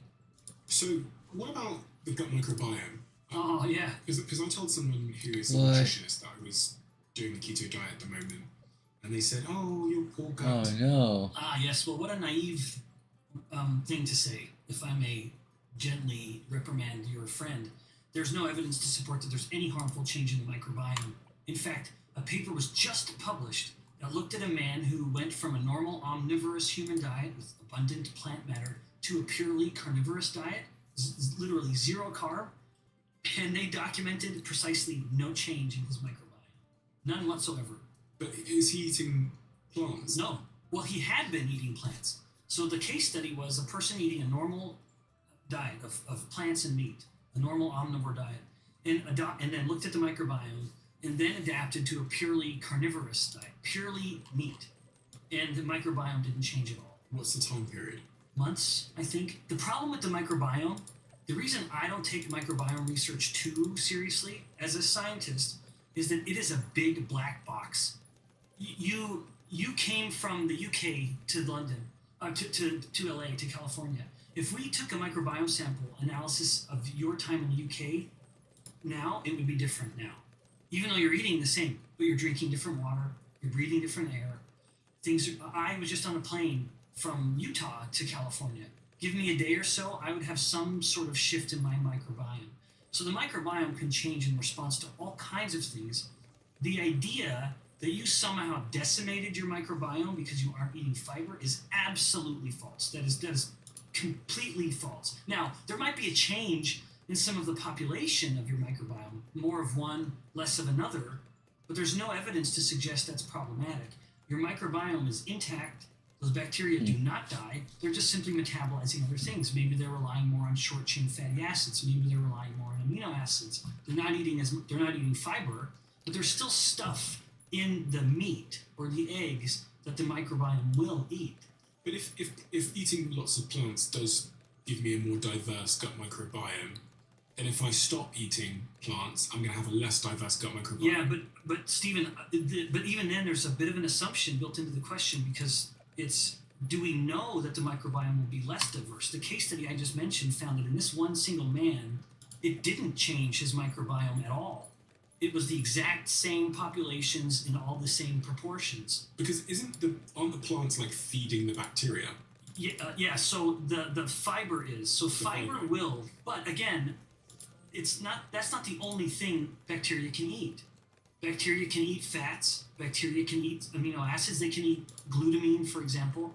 They can even meat will have a little bit of glucose in it, where the muscle has something called glycogen.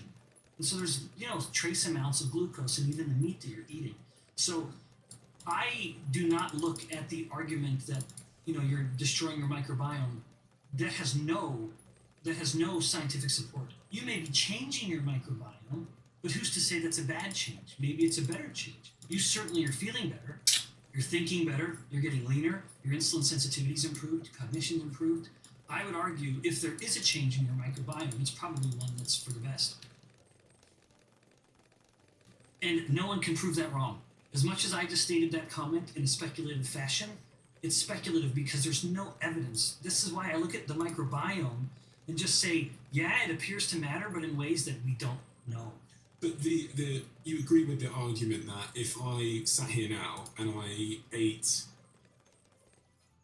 a wide range of plants for the next, let's say, 6 months, when you analysed my gut microbiome, it would be much more diverse? I'm not agreeing with that. Yeah. I don't know if that's true. And again, I would cite that one case report I just mentioned now, which is a man who did this. They reported that the microbiome was identical, that there was no significant change. That's just one man, though. It was one man. It was a case report, which is not a randomized clinical study. So, but even still, with my speculation heavily handed here, I would say probably more plants would result in a more diverse microbiome. But I would say, but then the next step is a harder one, which is that good or bad? I don't know. Maybe all you're doing is promoting the growth of bacteria that make more gas because they're fermenting the fiber and you just have more flatulence as a result of it. Dietitians will say, well, a diverse microbiome is a good microbiome. Well, prove it. How do we know that? Like, how can you prove that to me as a basic scientist? I want to see the hard evidence, because what I can prove is that we can take humans who are overweight and diabetic and hypertensive, eating a standard American or global diet, and put them under a ketogenic diet, which is going to be a much simpler diet, and yet every clinical marker gets better. And so if someone were to say, yeah, but sure, you've reversed your diabetes and your hypertension, but your poor microbiome, I would say, well, I don't care about my microbiome, I care about the human. And so if there's less diversity, but every single clinical marker has gotten better, perhaps more diversity is not what we want in our bacteria. I'm speculating, but so is the person who states that. Yes, I'm not aware of research that links the two. Man, dude, I almost died again. I was always under the assumption that a more diverse microbiome is a healthier person. Yeah, and I don't know. Yeah, but do you feel healthier now? Feel healthier. I certainly feel, and it's only been a short amount of time, so I don't know what my health might look like if I'd done this for like 2 years. No one else to type in here? Right, because then there could be a really deeper change to I know my people health who've done composition. it for more than 2 years, and they're great. Because some of the changes that occur in our health take time. Mm-hmm. Now, you show this a lot in your work with insulin resistance, that if you're insulin resistant for 10 years, your brain, I think I read in your work, is like... It ages. It ages by an additional 2 years? Yeah, right? It accelerates the aging. And I want to do the same thing with like my gut microbiome. If my gut microbiome is not diverse, so I have a very sort of narrow diet, or I'm not eating my plants, could it take me a couple of years to really understand the net negative impact that has on my overall health? It's entirely possible. Yeah. I would just ask that we be careful with the assumptions that if there is an increase in diversity with more plant matter, that's an if. We're gonna get another blackboarder tonight, I Is think. that change beneficial? I Are the bacteria that we're now speed. promoting the growth of, are they better for us, or are they just bacteria that exist in order to handle more fiber? 3x speed And would be again, nice. the outcome being that perhaps it's These just lower making levels are more kind of boring. gas. The more plants you eat, the more gas you have to produce by fermenting more fiber. Yeah. What if those bacteria are only existing to just eat the fiber and not actually improve the human host at all? So ketosis, possible to live in I think one of the important points on ketosis is when I do my blood keto test, I fluctuate wildly. Mm-hmm. After I've gone for a run, my keto levels are super high. Sometimes later at night, I'm just on the verge of ketosis sometimes. Yeah. And I think that's interesting because we don't have to live in this necessarily deep state of ketosis the whole time. We can fluctuate a little bit. And maybe even sometimes my thought on it is that a person would benefit from some state of ketosis on a frequent basis, if for no other reason than to really give the brain a heavy dose of just straight energy. Not that everyone needs to be as strict as perhaps you and I are being at the moment, but I would say the more a person has a disorder or a disease that benefits from ketosis, the more than they ought to focus on it. Like if someone has type 2 diabetes, if they adopt a ketogenic diet, they will be off all of their diabetes medications in months. All of them. If someone has epilepsy, or migraine headaches, from 1913, I think was the first published report on this. If there's someone who suffers from migraines, as long as they're in ketosis, they may never have another migraine again. I mean, it is completely curative or preventative for the disorder. Same with epilepsy, that many forms of epilepsy. So depending on the person, they would benefit from being in ketosis forever For everyone else who's just sort of a normal individual who wants to be lean and keep their brain healthy and happy, etc., I would say it's generally prudent to just control your carbs, be mindful of the type of carbohydrate you're eating, and as I said earlier, just try to focus on the carbs that don't come from bags and boxes with barcodes. I'm actually quite liberal in my view when it comes to whole fruits and vegetables. I'd say eat them, enjoy them liberally, but then also make sure you're getting some good protein and fat, because there's no such thing as an essential carbohydrate. That sounds controversial, but humans do not need, we have no requirement for carbohydrate. We do have requirement for fat and protein. What about artificial sweeteners? Yeah. One of the things that I am tempted by when I'm on a ketosis diet is like the soda zeros, No of fructose. the diet sodas of the world. What impact does that have on my insulin levels, etc.? Yeah, great question. There is such a breadth of diversity when it comes to sweeteners, from artificial to natural to another rare sugar, more and more. You know, all these random, not random, but a very broad spectrum of molecules that we have developed or found that taste like sugar but don't have the effect of sugar. So on the good end are things like that have been shown to have no insulin effect. Good. And I'm so, gonna go you know, get I make appreciate me a everyone drink. listening, letting me kind of stay with that as my framework. Because people are going to go on and criticize all kinds of other things about other sweeteners, and that's just too broad. That's a topic for a whole book. With regards to just insulin, on the good end, where they have no effect, it would be one as common as aspartame. So like diet drinks, not the zero drinks, but the diet drinks will have aspartame as the sweetener. Is it a difference? There is a difference, and I'll get to that other one in a moment. So I should be having diet instead of zero? Well, I personally go to diet rather than zero, but that's because aspartame is the sole sweetener in the diet rather, and it has no effect on insulin. So too, erythritol. Erythritol is a little right around aspartame. Is generally a good one, but monk fruit extract, stevia, and especially allulose, those are inert when it comes to insulin. You know, allulose, stevia, monk fruit extract, aspartame, no effect. Erythritol, no effect. But erythritol, that ending OL, is reflective of a class of sweetener called a sugar alcohol. And that does not mean it's alcoholic. That just refers to the actual chemical structure that puts it in the alcohol family. Once you get into the sugar alcohols, you start to get a little problematic. Where erythritol is a good one, and xylitol is generally a good one, but then you get to things like maltitol and mannitol, and they do have an insulin effect. And what kind of foods have those? Yeah, so often, like, you can get mannitol in, like, artificially sweetened chocolate sometimes. For reasons that I don't know. I don't know why the food formulator puts them in some things and not other things. The problem, I chuckle, because it becomes so apparent, with some of those artificial sweeteners, like the sugar alcohols, is that as you eat them, you taste it sweet in your mouth, and it doesn't have any caloric value in the body because it stays in the intestines. And this is something that is largely unique to the sugar alcohols. Whereas it stays in the intestines, it starts pulling in water from the body, which starts to create a fairly inconvenient degree of flatulence and diarrhea. And so a person will know if they've eaten too many of those types of sweeteners because their intestines will tell them so. So, but also on that spectrum, kind of in the middle, is the one that's in the zero drinks, which is one called sucralose. And while sucralose is generally not a problem with insulin, it is a sweetener that has been shown to cross the blood-brain barrier.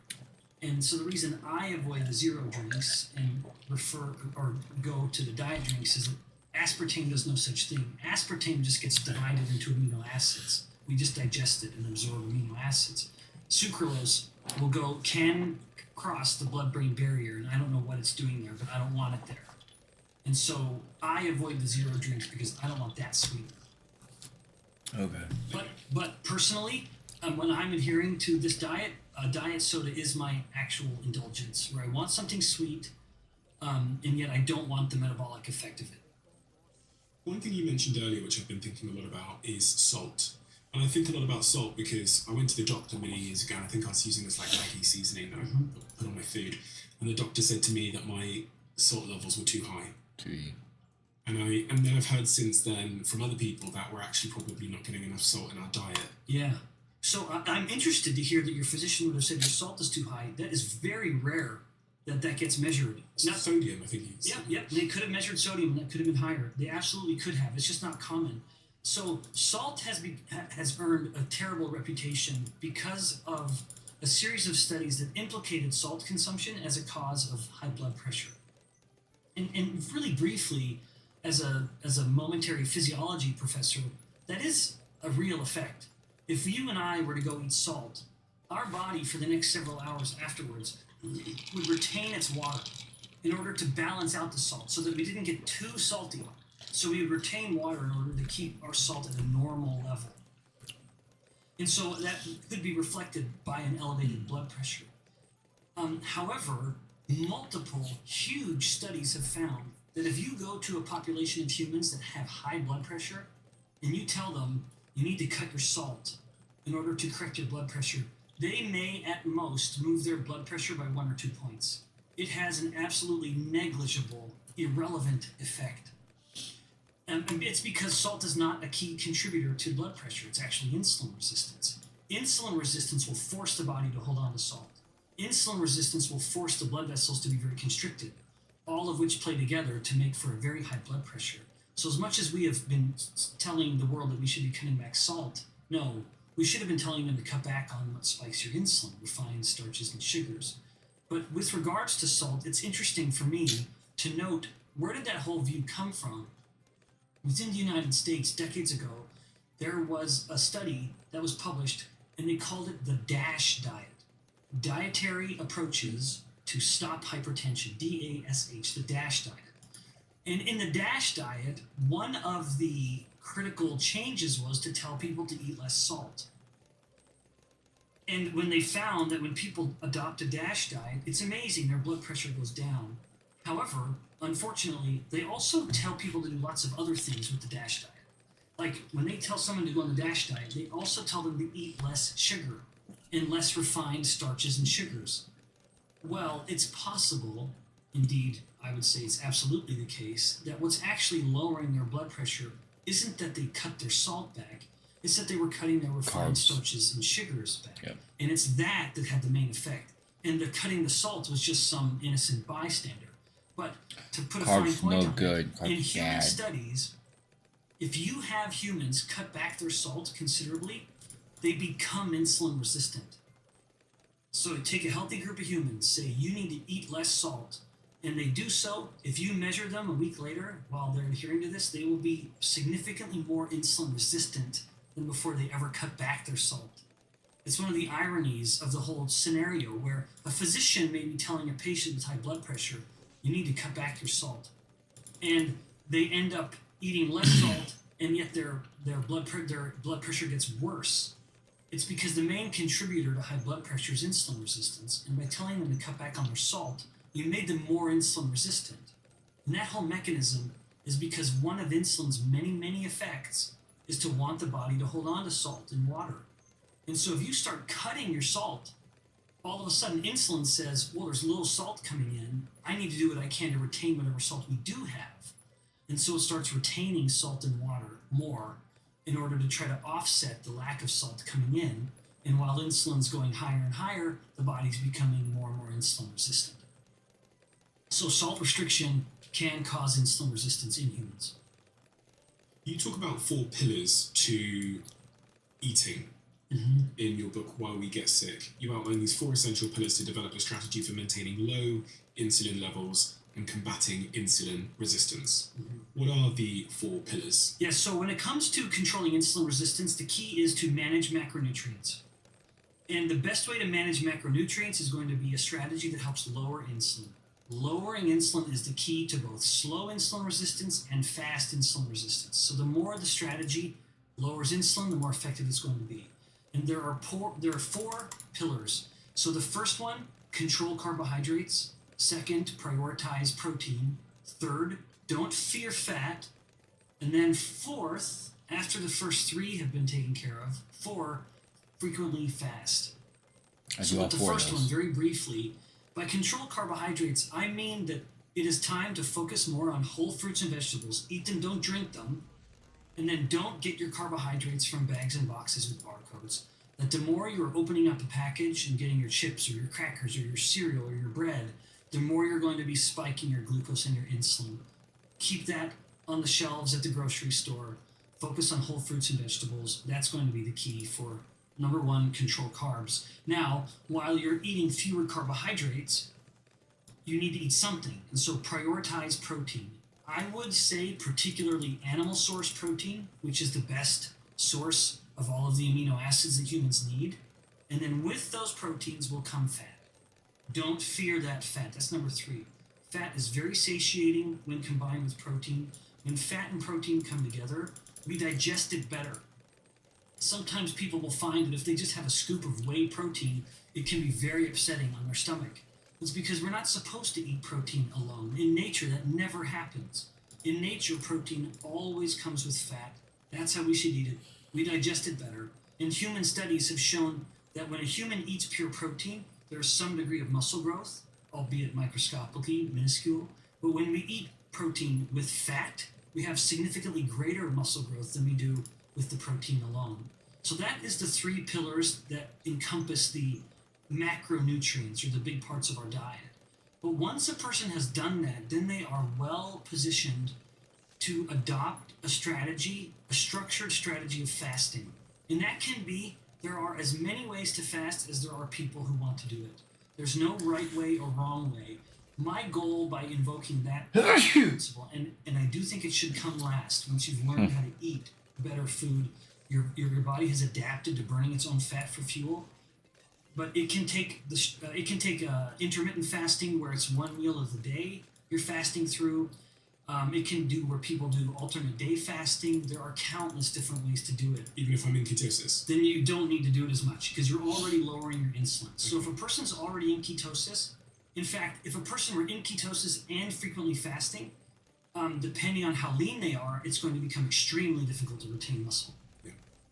So those are the 4 pillars. It will be an extraordinarily effective way to address insulin resistance. But the problem, as I started that I mentioned, is that while these concepts are simple, that does not mean they're easy, because humans show addictive tendencies to only one macronutrient, not fats, not proteins. All of the evidence of the neurobiology of addiction in humans points to carbohydrates. And so, as much as I lay out this simple plan, it can be difficult. And this is why this self-discipline required is difficult enough that it's why people find that they have to result in relying on drugs for these kinds of things. Physical activity, Mm-hmm. exercise, useful for keeping my insulin levels in check? Yeah, I'm really glad you brought up exercise. I'm an enormous advocate of exercise. The best exercise to improve insulin sensitivity is the one you'll do. And so if someone listening to this is an 80-year-old grandma, and if her form of exercise is walking around the street, down around the block with her girlfriends, but then if someone else has the ability to go cross-country skiing or CrossFit, do it. So the best exercise is the one you'll do. Now, having said that, the better exercise is the one that you'll do that keeps muscle. Muscle building work is going to be, minute for minute, a more effective way of improving insulin sensitivity than any kind of aerobic activity. And that's because muscle is the great consumer of glucose. And back to in fact, not only does muscle eat the most glucose from the blood, but it's also how it eats the glucose when it's exercising.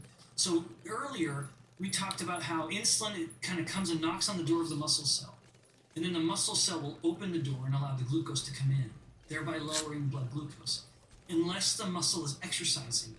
When a muscle is exercising, and I'm kind of mimicking the contraction and relaxation of a muscle, when the muscle is exercising, it has its own way of opening those doors. So there's an insulin-independent method where the muscle cell essentially tells insulin, I know normally I have to wait for you to come and open these doors, but I'm so hungry during this exercise that I'm not going to wait.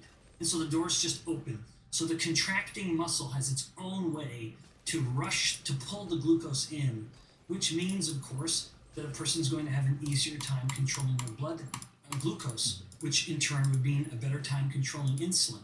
But The more muscle a person has, the easier it is. And this could be one of the reasons why, if you look at longevity and look at the markers of muscle strength versus the markers of cardiovascular aerobic fitness, the aerobic fitness markers are terrible predictors of longevity. It's muscle and strength that predicts longevity for multiple reasons, including just a very active living and moving, but also because if you have more muscle, you're going to control your glucose better, which means you're going to control your insulin better. Then you're back to these variables that people use to predict, or what are the most accurate indicators of longevity? It's who has the best glucose control. More muscle helps that happen. There's a big debate around whether we should be calorie restricting and low fat diet, whether we should be calorie restricting and a moderate fat diet, or calorie restricting and a low carb diet. What's your take on that? Yeah, I am unabashedly in favor of carbohydrate restriction. I would say for two reasons. That one reason I think that carbohydrates should be the macronutrient that is most scrutinized is because it's the one we eat the most of. 70% of all calories consumed globally come from carbohydrates. That is the one that has the biggest insulin effect, and that's a problem for all the reasons we've discussed. But two, carbohydrates are not essential. This is controversial. People don't like to acknowledge it, but there is literally no biological need that humans have for carbohydrate. In the United States, a report decades ago from the Department of Agriculture looking at the needs of human nutrition, there's a quote there, and I'm not going to get it exactly right, but I'll get it pretty close. It stated in this document that the lower limit of carbohydrate consumption in humans is 0. In other words, there is no such thing as an essential carbohydrate. Now, I'm not saying, well, then let's not eat any of them. No. But I am saying, why is that the one we focus the most on, as 70% of all calories globally are coming from that one? You're telling me that most of what we eat comes from what we don't need?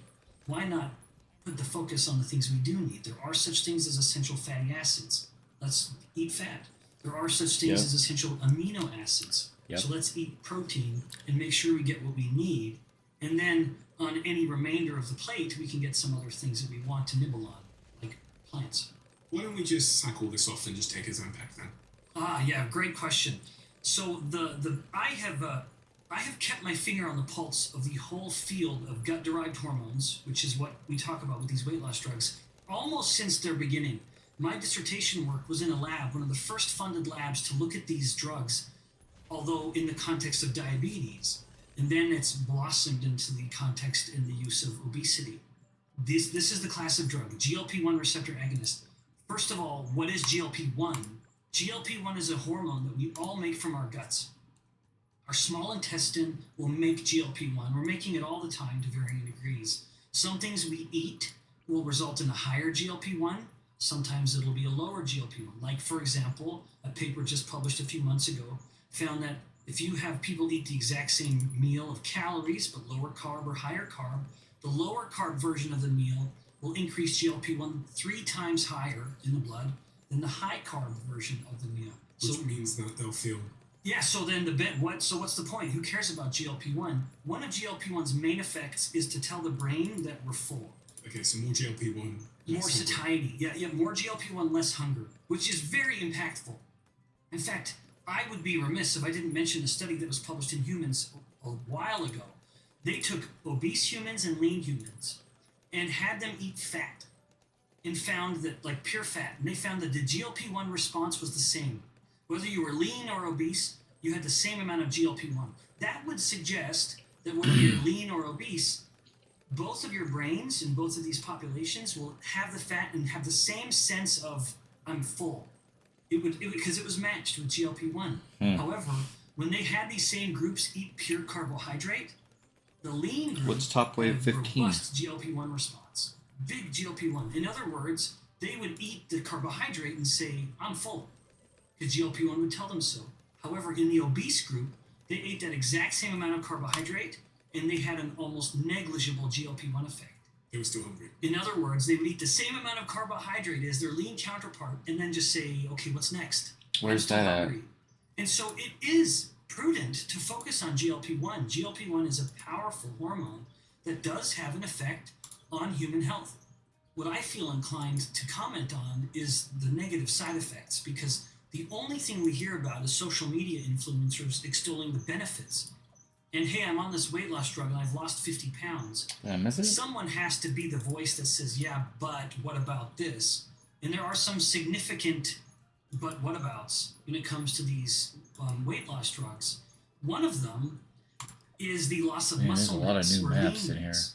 You've mentioned a I haven't couple played papers this game from in a the New while. England Journal of Medicine, a paper a couple of years ago from what was called the Step 5 trials looking at these drugs. They found that for every 6 pounds of fat a person was losing on these drugs, they were losing 4 pounds of fat-free mass or lean mass. So 40% of the weight they were losing on these drugs is coming See, from you gonna play lean social? mass, like including muscle and bone. So there are now case reports of young, healthy women who are overweight, who go on the drug for some period of time, and after they get diagnosed with Top osteoporosis, wave 15. where they have eroded their bone health, they're losing lean mass. So can't- again, They've eroded their bone health. yeah, so you hear me? 40% of the weight that people are losing on these drugs appears to, at these high doses, is coming from lean mass. So fat-free mass, including muscle and bone. The reason I Top find that so wave troubling 158. is that in the UK, at 2 years on the drug, 69% of people get off the drug. They don't want to be on it anymore. And now imagine this individual. Imagine, if you will, a 60-year-old woman Is it a who's been on the co-op? drug. I take that age and that sex on purpose because it's so hard for her to grow new muscle and bone. Let's say she's been on this drug for a year and she's lost 20 kilos. Well, 40% of that will have come from her lean mass. 60% of it came from her fat. And then when she gets off the drug, now all of a sudden her lean mass, her muscle and bone, that's never Ideas coming back. The WLM. muscle and bone that she's lost BFC? is gone forever, probably. Do I have to at that friend you age. first? Because we can't, after the age of 60, good luck developing new muscle and bone. But what can come back rapidly is the Is fat it mass. a co-op? Do I And need so equipment? at 2 years, she decides to get off the drug, which again, about 70% of people do. They're going to gain that fat back, but they're not going to gain their muscle and bone back. That is a significant loss that may be, depending on their age, gone forever. I was scrolling on Twitter the other day, and I Oh, saw copy code a video WLM going viral, which is now VWP. being reported in a bunch of news Difficulty publications. It was easy? yesterday that I saw this video What going map? viral, and I'm going to play this video to you. It's from a singer called Avery, and she talks about her experience with Ozempic. What I just map left do the you want me? doctor's office. I went to get a checkup because I've been off of Uh-oh. Ozempic for 2 months now, and I just wanted to see if my body was I in didn't better mean to do that. condition, if there were any permanent damages. Kind of in shock right now because I Sorry. wasn't expecting this. What map? But I guess Ozempic can cause bone density loss, and I didn't think that that would happen to me because I was only on it for a year. But I have significant bone loss. I have osteoporosis and osteopenia, so I don't know, there's like several of them that I have. I wasn't expecting that, but that's what happens if you use Ozempic for weight loss and you lose too much weight. Yeah, I wonder, she's so lean, I wouldn't be surprised if she had it even worse than normal, because we see it has become, I don't mean to suggest this is the case for her, but you do see people using these weight loss drugs who are already very lean. I mean, I've got a picture of her here, and she does look incredibly lean already. But see, this is what people are doing. They're basically map? using it to facilitate an eating disorder. What map In do you want to people play? who I'm are sorry. this has become so common that there are complaints saying that lean, healthy people are getting the prescription. People who are obese and diabetic Are you Luna aren't because of Freya shortages. 824? The more the leaner, I've seen this. I know someone personally who is already a perfectly lean, healthy woman, and then she now looks sickly. Cubism? And what caused it? Well, she wasn't lean enough. And when you take enough of that drug that you just have no more hunger because of how it's acting at your brain, you do just stop eating. And the malnutrition, at least in part, is going to cause a loss of lean mass. But that also it is even further exacerbated by the mental health problems, where there was a paper recently published with the use of these drugs finding Where that is people, when cubism they at? begin the drug, their risk of suicidal thoughts doubles. It goes up by over 100%. And their risk of major depression triples. And this, so as much as we talk about these drugs and we say Okay. the drug helps You want to do you easy? control your cravings, what it's doing is perhaps reducing your craving for everything. That while you are eating less food, which is resulting in the weight loss, WLM, you also are not VWP. interested as much Okay. in exercise as you used to be, which is going to make it even easier for you to lose your muscle and bone. You're also less interested Is that you, in Luna Frey? hobbies like going to play pickleball Is that you, with your Luna friends Frey? or going out and I'm drinking looking with the down at my boys. iPad. If you're wondering why I'm So looking there down. is this kind of what's reflected across all of their interests is that their Okay. cravings for everything starts to decline.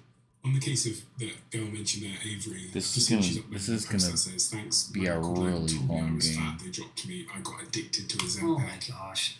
I got addicted to Ozempic, and now as a result, I have osteoporosis and my bones are as fragile as wafer cookies. Yeah, it's heartbreaking. So now that Obviously, these are claims that she's alleging. Now we don't Yeah. know the full picture of her health, Sure, and there sure. might be something more. yeah, but we do know, based on the one report, that 40% of weight loss is coming from fat-free mass, and so it is in people's best interest to be mindful of that tendency, and that if they're going to explore the use of the drug, to do so responsibly. And I want to mention that kind of caveat or angle to everything, because I don't want someone listening to me thinking, all right, Ben says I should never touch this and it is uniformly evil and bad. I'm not saying that. I find that I have to speak a little more boldly about the negative consequences because nobody talks about them. What would she have done if she knew about them, for example? No one knows about these kinds of negatives because people want to sweep them under the rug. Now, I believe there is a use case for these drugs, although different from how I it's like being the used druids currently. too. In my mind, the best use of these drugs is to help someone Spirit of the learn Force how is to most my favorite. control their carbohydrate You addiction. most Because of it the most of the will lower help maps you control need your Spirit of the addiction. Force to Sweet cravings be goes able to down get significantly your black border. within 6 months of the person taking the drug.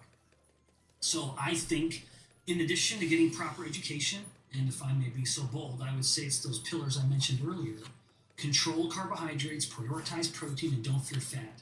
All the more reason prioritize protein and fat to help preserve your muscle and bone. Muscle and bone are not made of carbohydrate; they're made of protein and fat. Eat protein and fat. Lift weights to keep any of that lean mass you can. Keep the integrity of your bones intact. But take advantage of the drug, helping reduce your cravings for sweet things especially. I would say find the lowest effective dose you can where you are able, with a little bit of self-discipline, where you're not assigning all of the self-discipline to the syringe that you're going to inject into your tummy. There is value in learning to deny yourself something you know you shouldn't be doing. There's life lessons to learn there. And so enough of the drug that makes it a little easier for you to overcome your carbohydrate addiction.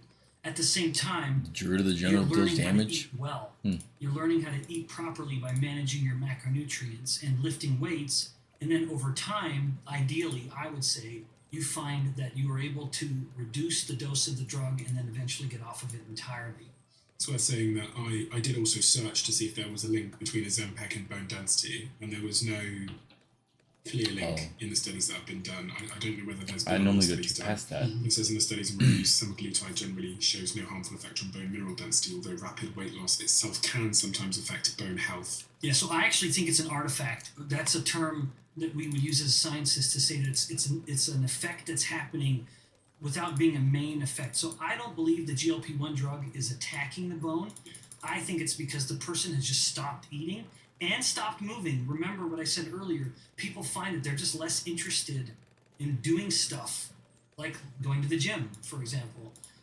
And so that is probably combining where a little bit of malnutrition combined with a little less physical activity means you're accelerating some lean mass loss.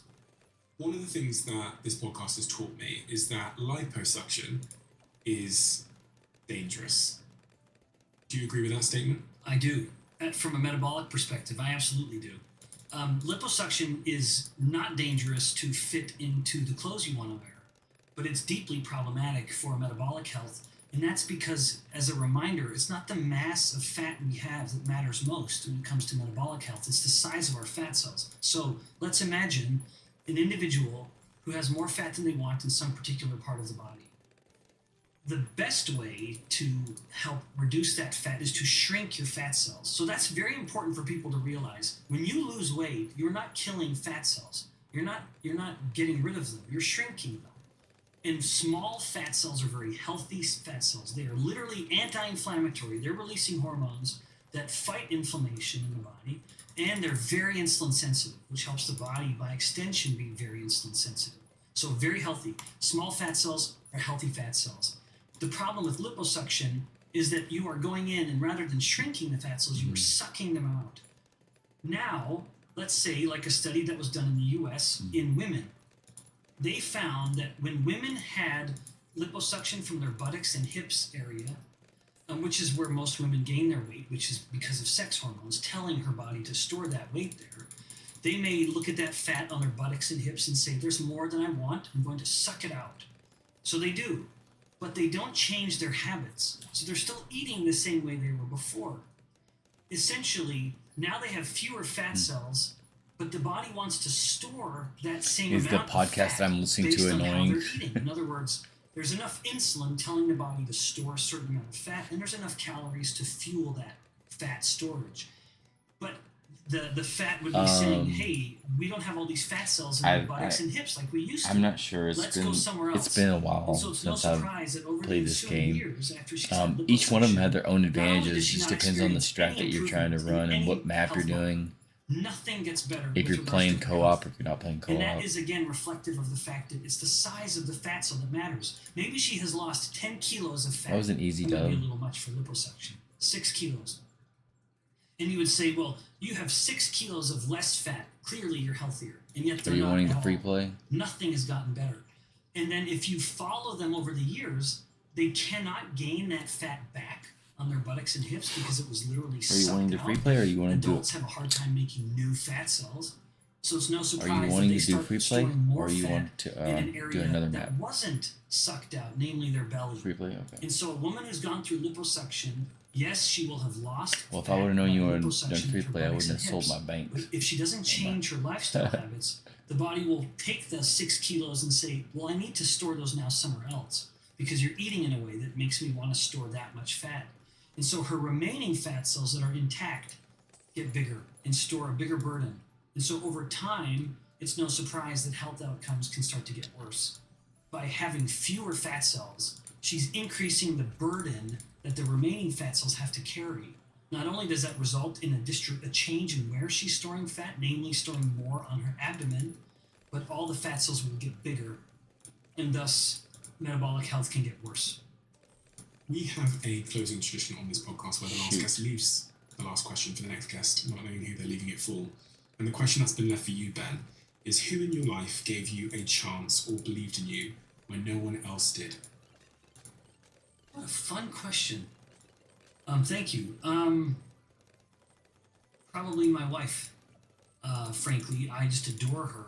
I think about, so when we were newlyweds, we got married quite young. If you'll allow me to be a little personal for a moment, we both really wanted a family. We knew that we wanted to be mom and dad, and she really wanted to be an at-home mom, just full-time mom, which I loved. I benefited. My mother, who died when I was quite young, she was a full-time mom, and most of my memories come from her being home.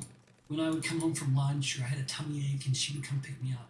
And I thank God for my mother, of course, but also for the time I had with her, because I had so little. You like and we Legend of the both Night? really wanted Cheryl to be able to be full-time mom. Mom is just that special.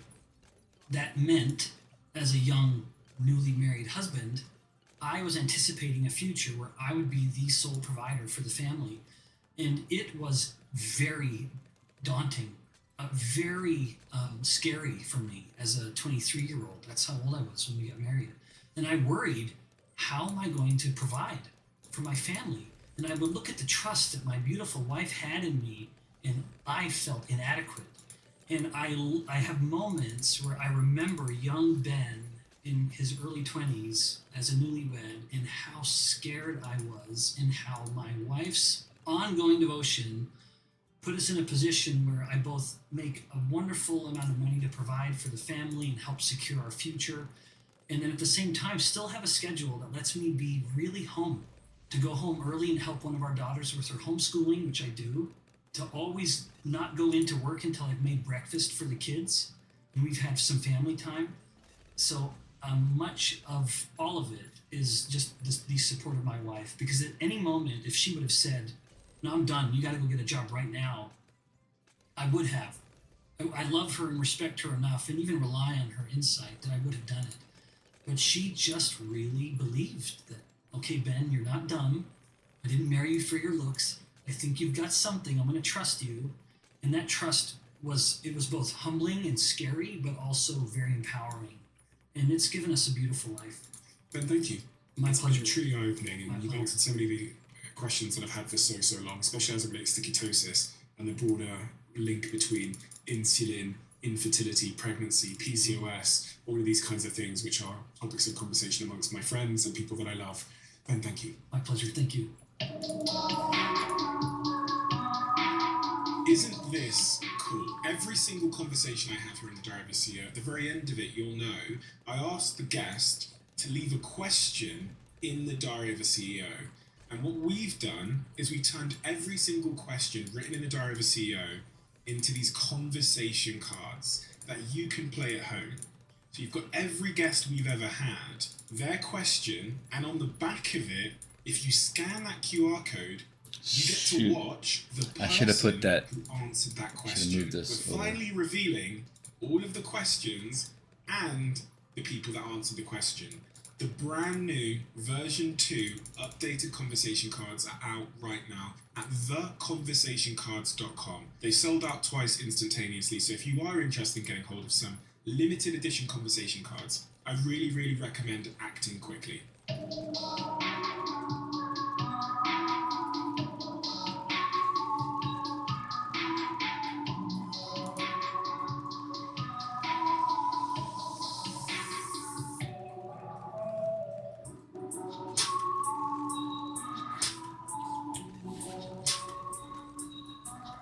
Yeah? You can put whatever you want down.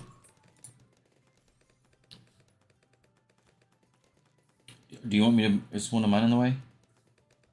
In October, over 850 experts, including yourself, What do you want to put including this Richard Branson Oh, and Jeffrey do I need to... Hinton, Do I need to said sell one of mine to so you can put this ban pipe factory down? superintelligence, as you guys raised concerns of potential human extinction. Because unless we figure out how do we guarantee that the AI systems are safe, we're toast. And you've been so influential on the subject of AI, you wrote the textbook that many of the CEOs who are building some of the AI companies now would have studied on the subject of AI. Yeah. So, do you have any regrets?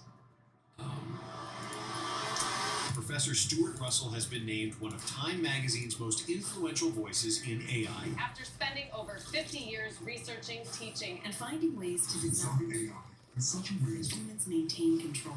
we talk about this gorilla problem as a way to understand AI in the context of humans. Yeah, so a few million years ago, the human line branched off from the gorilla line in evolution, and now the gorillas have no say in whether they continue to exist because we are much smarter than they are. So intelligence is actually the single most important factor to control planet Earth. And we're in the process of making something more intelligent than us. Exactly.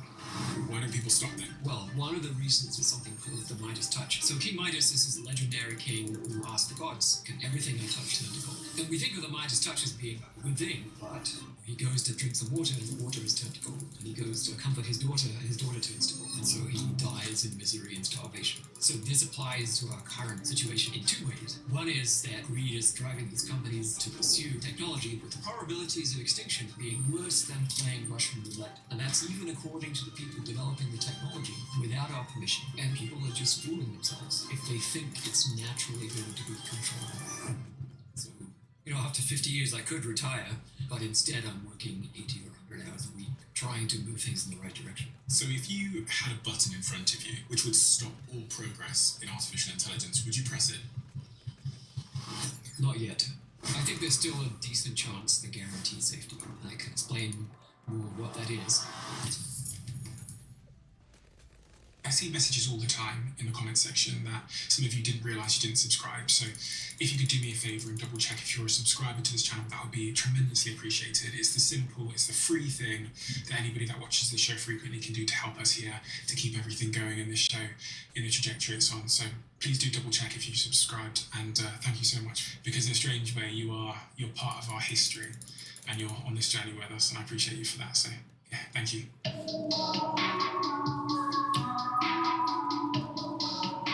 Which one is a Dark Champion? Professor Stuart Russell. Oh. A lot of people have been talking about AI for the last couple of years. You're about to have a Legend of the Night. It appears you've been talking about AI for most of your life. Well, I started doing AI in high school back in England. But then I did my PhD starting in 82 at Stanford. I joined the faculty at Berkeley in 86. So I'm my 40th year as a professor at Berkeley. The main thing that the AI community is familiar with in my work There you go. is a textbook that I wrote. Is this the textbook that most students who study AI are likely learning from? Spit it to the forest. So you wrote the textbook on Now artificial you can get a intelligence Spirit of the Forest too. 31 years ago. You actually probably started writing it, because it's so bloody big, in the year that I was born. So I was born in 92. Yeah, it took me about 2 years. Me and your book are the same age, which just is a wonderful way for me to understand just how long you've been talking about this and how long you've been writing about this. And actually, it's interesting that many of the CEOs who are building some of the AI companies now probably learnt from your textbook. You had a conversation with somebody who said that in order for people to get the message that we're going to be talking about today, there would have to be a catastrophe for people to wake up. Can you give me context on that conversation and a gist of who you had this conversation with? So it was with one of the CEOs of a leading AI company. He sees two possibilities, as do I, which is either we have a small, or let's say, small-scale disaster of the same scale as Chernobyl. The nuclear meltdown in Ukraine. Yeah, so this nuclear plant blew up in 1986, killed a fair number of people directly and maybe tens of thousands of people indirectly through radiation. Recent cost estimates, more than $1 trillion. So that would wake people up, that would get the governments to regulate. He's talked to the governments and they won't do it. So he looked at this Chernobyl scale disaster as the best case scenario, because then the governments would regulate and require AI systems to be built. And is this CEO building an AI company? He runs one of the leading AI companies. And even he thinks that the only way that people will wake up is if there's a Chernobyl-level nuclear disaster.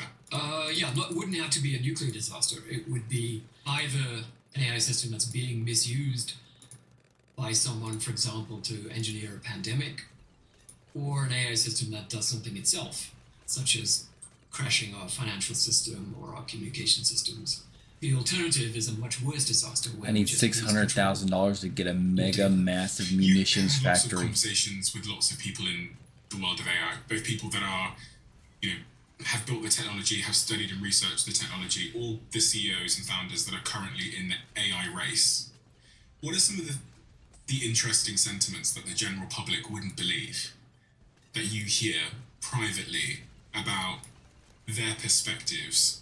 Because I find that so fascinating. I've had some private conversations with people very close to these tech companies, and the shocking sentiment that I was exposed to was that they are aware of the risks often, but they don't feel like there's anything that can be done, so they're carrying on, which feels like a bit of a paradox to me.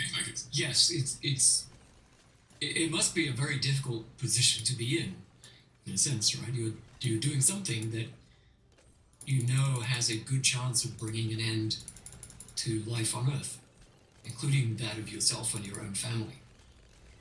They feel that they can't escape this race, right? If if a CEO of one of those companies was to say, we're not going to do this anymore, they would just be replaced. because the investors are putting their money up because they want to create AGI and reap the benefits of it. So it's a strange situation where at least all the ones I've spoken to, I haven't spoken to Sam Altman about this, but Sam Altman, even before becoming CEO of OpenAI, said that creating superhuman intelligence is the biggest risk to human existence that there is. My worst fears are that we, the field, the technology, the industry, cause significant harm to the world. Elon Musk is also on record saying this. So Dario Amodei estimates up to a 25% risk of extinction. Was there a particular moment when you realised that these CEOs are well aware of the extinction level risks? I mean, they all signed a statement in May of 23. It's called the Extinction Statement. It basically says AGI is an extinction risk at the same level as nuclear war and pandemics. But I don't think they feel it in their gut. Imagine that you are one of the nuclear physicists. I guess you've seen Oppenheimer, right? So you're there, you're watching that first nuclear explosion. How would that make you feel about the potential impact of nuclear war on the human race? I think you would probably become a pacifist and say, this weapon is so terrible, we have got to find a way to keep it under control. We are not there yet with the people making these decisions, and certainly not with the governments. Right? What policymakers do is they listen to experts, they keep their finger in the wind. You've got some experts, dangling $50 billion checks and saying, oh, all that doomer stuff, it's just fringe nonsense, don't worry about it, take my $50 billion check. On the other side, you've got very well-meaning, brilliant scientists like Jeff Hinton saying, actually, no, this is the end of the human race. But Jeff doesn't have a $50 billion check. So the view is the only way to stop the race is if governments intervene and say, okay, we don't want this race to go ahead until we can be sure that it's going ahead in absolute safety. Closing off on your career journey, you received an OB from Queen Elizabeth? Yes. And what was the listed reason for that, for the award? Contributions to artificial intelligence research. And you've been listed as a Time magazine most influential person in AI several years in a row, including this year, in 2025. Yeah. Now, there's two terms What are you here gonna that are buy? central to the things What are you we're gonna going to buy discuss. One of all them is your AI, money? and the other is AGI. In my muggle interpretation of that, it's artificial general intelligence is when the system, the computer, whatever it might be, the technology, has generalized intelligence, which means that it could theoretically see, understand the world. It knows everything. It can understand everything in the world, as well as, or better than a human being. Your super monkey has almost And I think 9 take million action pops. as well. I mean, some people say, AGI doesn't have to have a body, but a good chunk of our intelligence actually is about managing our body, about perceiving the real environment and acting on it, moving, grasping, and so on. So I think that's part of intelligence, and You're gonna get another AGI dark systems champion. should be able to operate robots Oh, you can't. successfully. But there's often a misunderstanding, right? That people say, well, if it doesn't have a robot body, then it can't actually do anything. But then if you remember, most of us don't do things with our bodies. Some people do. Bricklayers, painters, gardeners, chefs. But people who do podcasts, you're doing it with your mind, right? You're doing it with your ability to produce language. Adolf Hitler didn't do it with Yeah, his that's body. crazy. 10 million pops. He did it by producing language. I hope you're not comparing us. but so even an AGI that has no body, it actually has more access to the human race than Adolf Hitler ever did.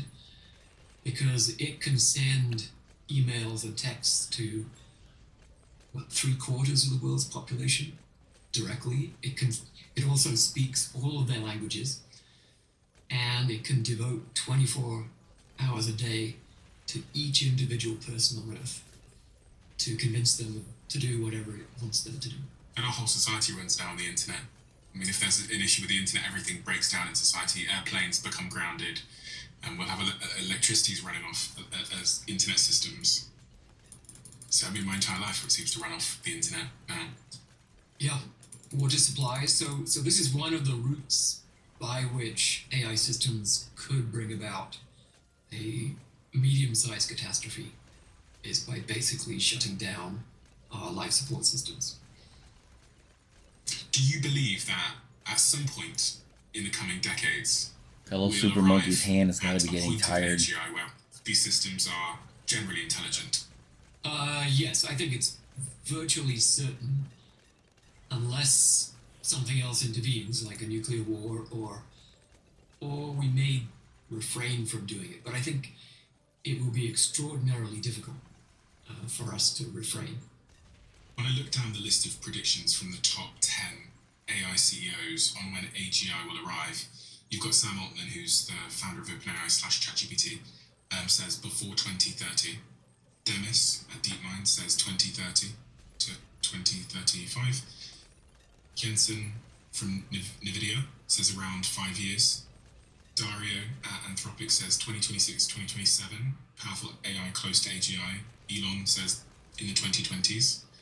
And I go down the list of all of them, and they're all saying relatively within 5 years. I actually think it'll take longer. I don't think you can make a prediction based on engineering. In the sense that, yes, we could make machines 10 times bigger and 10 times faster, but that's Your highest probably level is not 158. the reason why we don't have AGI, right? In fact, I think we have far more I think I did like computing power 300 than something. we need for AGI. Maybe 1,000 times more than we need. The reason we don't have AGI is because we don't understand how to make it properly. What we've seized upon Yeah, is one It is. particular technology it always called the always language delayed. model. And we observe that as you make language models Yeah, bigger, it's behind by they like produce a level, I think. text language that's more my screen says coherent 146, but and my sounds more intelligent. iPad says 145. And so mostly what's been happening Well, in now the they last both few say years is just 146. okay, And- let's oh, keep now we doing just it. switched to 147. Because one thing companies are very good at, unlike universities, is spending money. They have spent gargantuan amounts of money, and they're going to spend even more gargantuan amounts of money. I mean, we mentioned nuclear weapons. So the Manhattan Project in World War II to develop nuclear weapons, its budget in $2025 was about $20 billion. The budget for AGI is going to be $1 trillion next year. So 50 times bigger than the Manhattan Project. Humans have a remarkable history of figuring things out when they galvanize towards a shared objective. Thinking about the moon landings or whatever else it might be through history. And the thing that makes this feel all quite inevitable to me is just the sheer volume of money being invested into it. I've never seen anything like it in my life. Well, there's never been anything like this in history. This is the biggest technology project in human history by orders of magnitude. And there doesn't seem to be anybody that is pausing to ask the questions about safety. It doesn't even appear that there's room for that in such a race. I think that's right. To varying extents, each of these companies has a division that focuses on safety. Does that division have any sway? Can they tell the other divisions, no, you can't release that system? Not really. I think some of the companies do take it more seriously. Anthropic does. I think Google DeepMind. Even there, I think the commercial imperative to be at the forefront is absolutely vital. Yeah, If a it's company gonna is lag. perceived as, falling behind, We're not even close to And getting beat not either. likely This could easily be go to competitive, 200. not likely to be the one to reach AGI first, then people will move their money elsewhere very quickly. And we saw some quite high-profile departures from. After we get a lot of money companies here in a like minute, I'll OpenAI, delete some of my a chap called Jan towers Jan off left, the map. It'll who help. was working on AI safety at OpenAI, and he said that the reason for his leaving was that safety culture and processes have taken a backseat to shiny products at OpenAI, and he gradually 23 lost trust million. in leadership. But also, Ilya Sutskever, Ilya Sutskever, yeah. Sutskever? So he was the co-founder.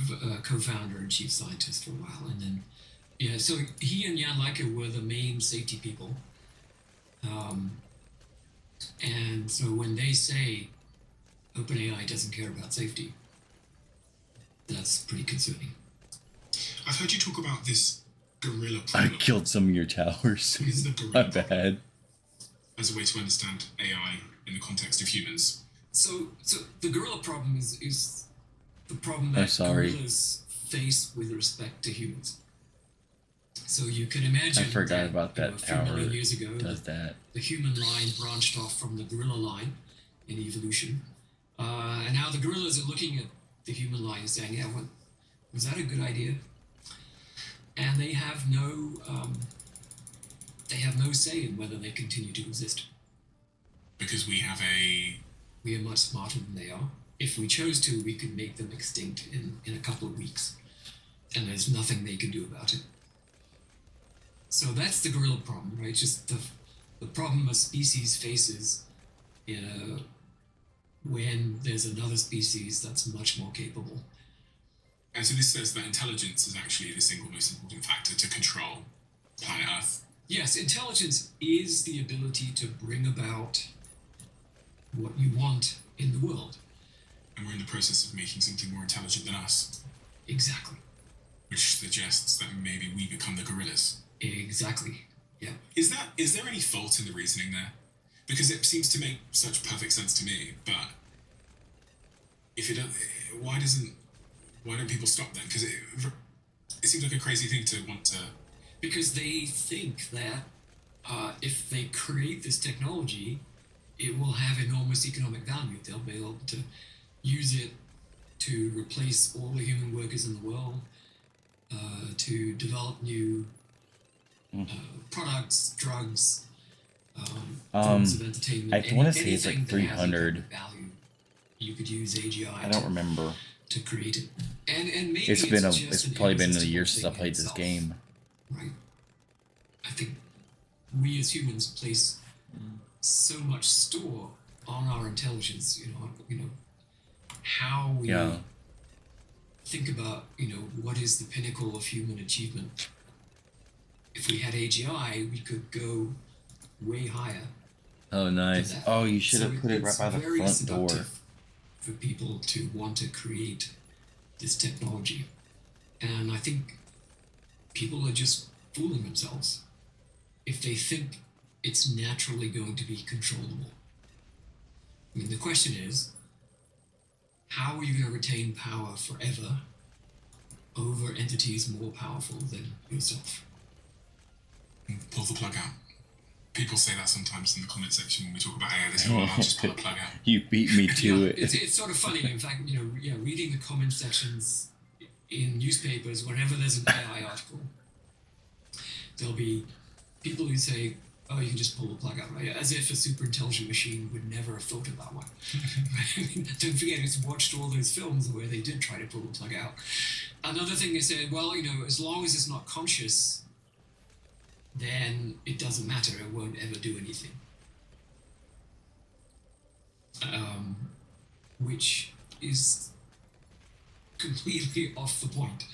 Because, I don't think the gorillas are sitting there saying, oh, yeah, if only those humans hadn't been conscious, everything would be fine, right? Yeah, I think your Legend of the Night gorillas one. go extinct is the things that humans do, right? How we behave, our ability Oh, to act I didn't know this one even successfully got that money. in the world. Wow. So when I play chess against my iPhone and I lose, right? I don't think, oh well, I'm losing because it's conscious, right? No, I'm just losing because it's better than I am in that little world, moving the bits around to get what it wants. And so consciousness has nothing to do with it, right? Competence is the thing we are concerned about. So I think the only hope is, can we simultaneously build machines that are more intelligent than us, but guarantee that they will always act in our best interests? So throwing that question to you, can we build machines that are more intelligent than us that will also always act in our best interests? It sounds like a bit of a contradiction to some degree, because it's kind of like me saying, I've got a French bulldog called Pablo that's 9 years old, and it's like saying that he could be more intelligent than me, yet I still walk him and decide when he gets fed. I think if he was more intelligent than me, he would be walking me. I'd be on the leash. That's the trick, right? Can we make AI systems whose only purpose is to further human interests? And I think the answer is yes. And this is actually what I've been working on. So I think one part of my career that I didn't mention is sort of having this epiphany while I was on sabbatical in Paris. This was 2013 or so. Just realizing that further progress by 10 million. in the capabilities of AI, if What round do you want to go succeeded in to? creating real superhuman intelligence, that it was potentially a catastrophe. And so I pretty much switched my focus to work on how do we make it so that it's guaranteed to be safe. Are you somewhat troubled by everything that's going on at the moment with AI and how it's progressing? Because you strike me as someone that's somewhat troubled under the surface by the way things are moving forward and the speed in which they're moving forward. That's an understatement. I'm appalled, actually, by the lack of attention to safety. I mean, imagine if someone's building a nuclear power station in your neighborhood, and you go along to the chief engineer and you say, okay, these nuclear things, I've heard that they can actually explode, right? There was this nuclear explosion that happened in Hiroshima, so I'm a bit worried about this. What steps are you taking to make sure that we don't have a nuclear explosion in our backyard? And the chief engineer says, well, we thought about it, we don't really have an answer. Yeah. What would you say? I think you would use some expletives. Well, and you'd call your MP and say, get these people out. I mean, what are they doing? You read out the list of, projected dates for AGI, but notice also that those people, I think I mentioned Dara Amadei says a 25% chance of extinction. Elon Musk has a 30% chance of extinction. Sam Altman says basically that AGI is the biggest risk to human existence. So what are they doing? They are playing Russian roulette with every human being on Earth without our permission. They're coming into our houses, putting a gun to the head of our children, pulling the trigger, and saying, well, possibly everyone will die. Oops. But possibly we'll get incredibly rich. That's what they're doing. Did they ask us? No. Why is the government allowing them to do this? Because they dangle $50 billion checks in front of the governments. So I think troubled under the surface is an understatement. What would be an accurate statement? Yep. Appalled. And I am devoting my life to trying to divert from this course of history into a different one. Do you have any regrets about things you could have done in the past? Because you've been so influential on the subject of AI, you wrote the textbook that many of these people would have studied on the subject of AI more than 30 years ago. Do you have, when you're alone at night and you think about decisions you've made in this field because of your scope of influence, is there anything you regret? Well, I do wish I had understood earlier what I understand now. we could have developed safe AI systems. I think there are some weaknesses in the framework, which I can explain, but I think that framework could have evolved to develop actually safe AI systems where we could prove mathematically that the system is going to act in our interest. The kind of AI systems we're building now, we don't understand how they work. We don't understand how they work.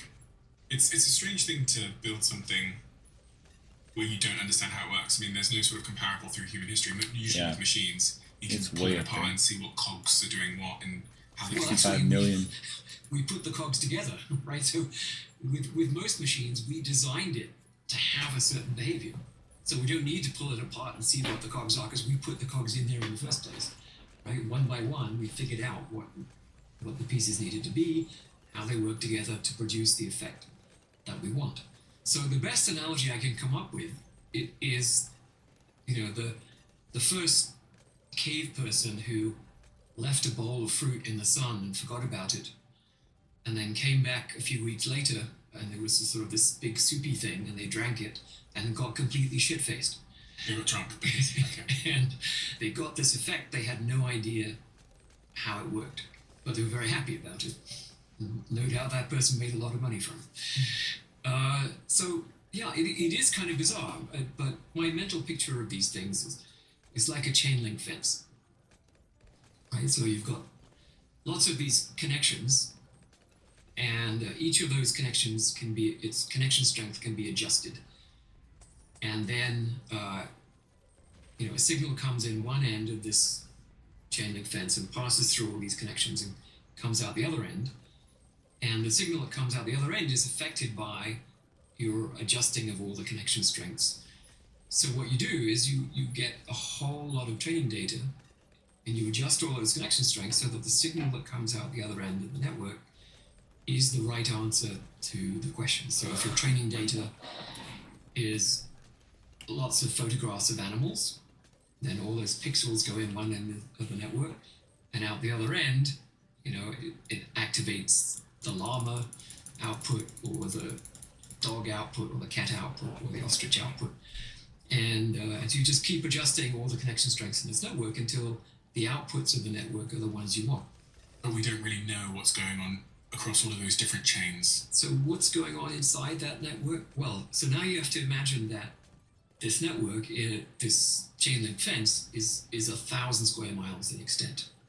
Okay. So it's covering the whole of the San Francisco Bay Area or the whole of London inside the M25.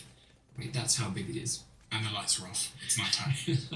So you might have in that network about 1 trillion adjustable parameters, and then you do quintillions or sextillions of small random adjustments to those parameters until you get the behavior that you want.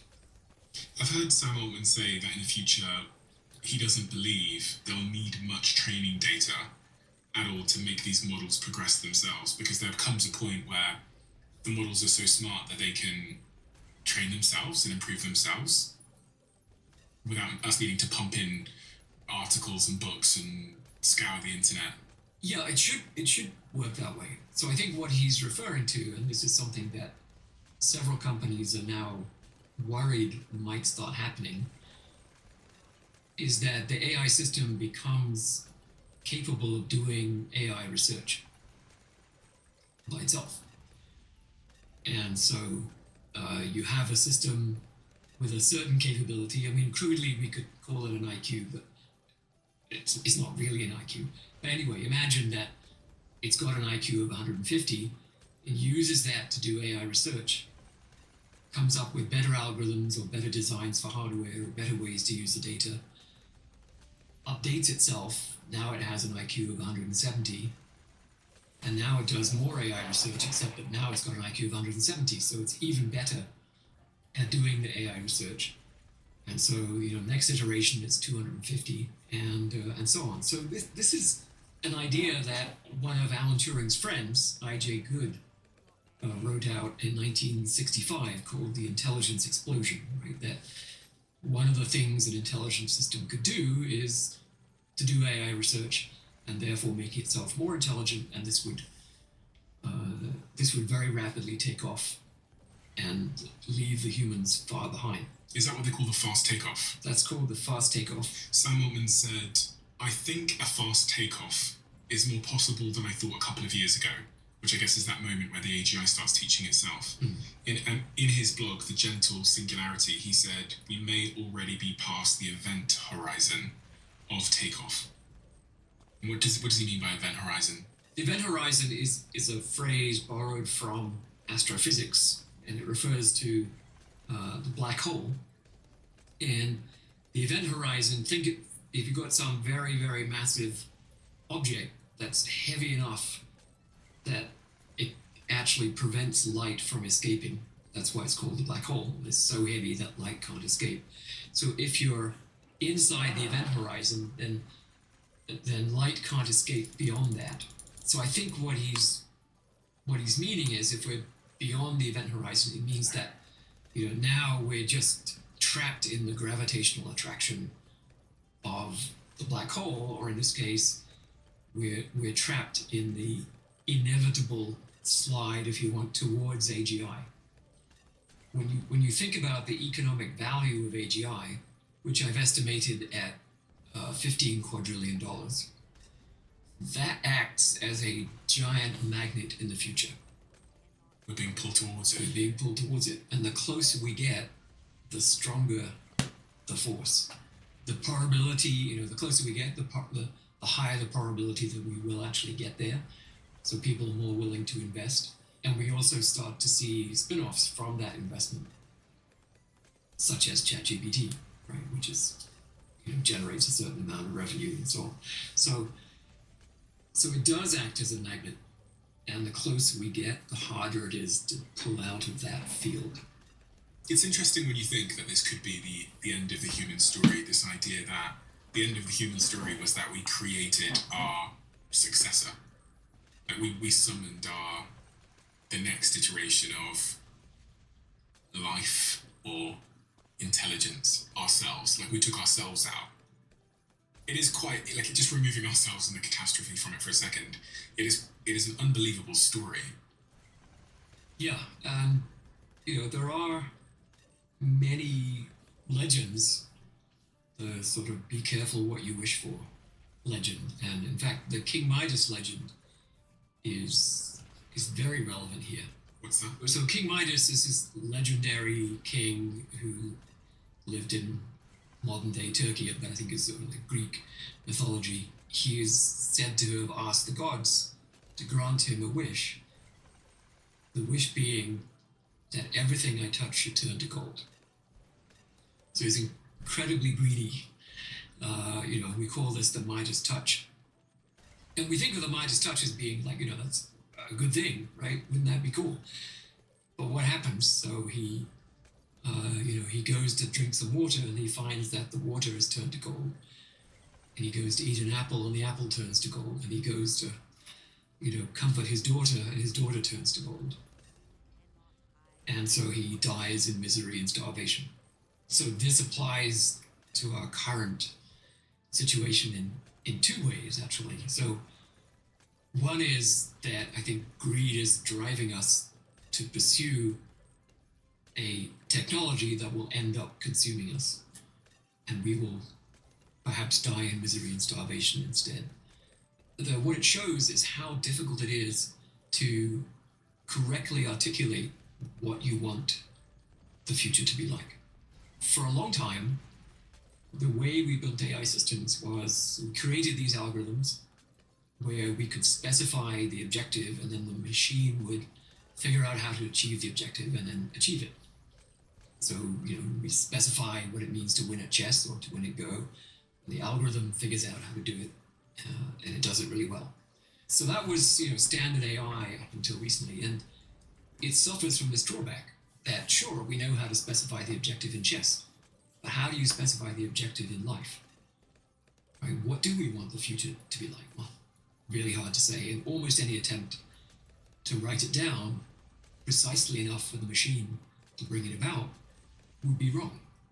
And if you're giving a machine an objective which isn't aligned with what we truly want the future to be like, right, you're actually setting up a chess match And that match is one that you're going to lose when the machine is sufficiently intelligent. And so that's problem number one. Problem number two is that the kind of technology we're building now, we don't even know what its objectives are. So it's not that we're specifying the objectives, but we're getting them wrong. We're growing these systems, they have objectives, but we don't even know what they are because we didn't specify them. What we're finding through experiment with them is that they seem to have an extremely strong self-preservation objective. What do you mean by that? You can put them in hypothetical situations. Either they're going to get switched off and replaced, or they have to allow someone, let's say, someone has been locked in a machine room that's kept at 3 centigrade, so they're going to freeze to death. They will choose to leave that guy locked in the machine room and die rather than be switched off themselves. Someone's done that test. Yeah. What was the test? They asked the AI. Yep, they put them in these hypothetical situations and they allow the AI to decide what to do, and it decides to preserve its own existence, let the guy die, and then lie about it. In the King Midas analogy story, one of the things that highlights for me is that there's always trade-offs in life generally, and it's, especially when there's great upside, there always appears to be a pretty grave downside. Like, there's almost nothing in my life where I go, it's all upside. Like, even like having a dog, it shits on my carpet. My girlfriend, love her, but not always easy. Even with like going to the gym, I have to pick up these really, really heavy weights at 10 p.m. at night sometimes when I don't feel like it. There's always, to get the muscles or the six-pack, there's always a trade-off. And when you interview people for a living like I do, you hear about so many incredible things that can help you in so many ways, but there is always a trade-off. There's always a way to overdo it. Melatonin will help you sleep, but you'll wake up groggy, and if you overdo it, your brain might stop making melatonin. Like, I can go through the entire list, and one of the things I've always come to learn from doing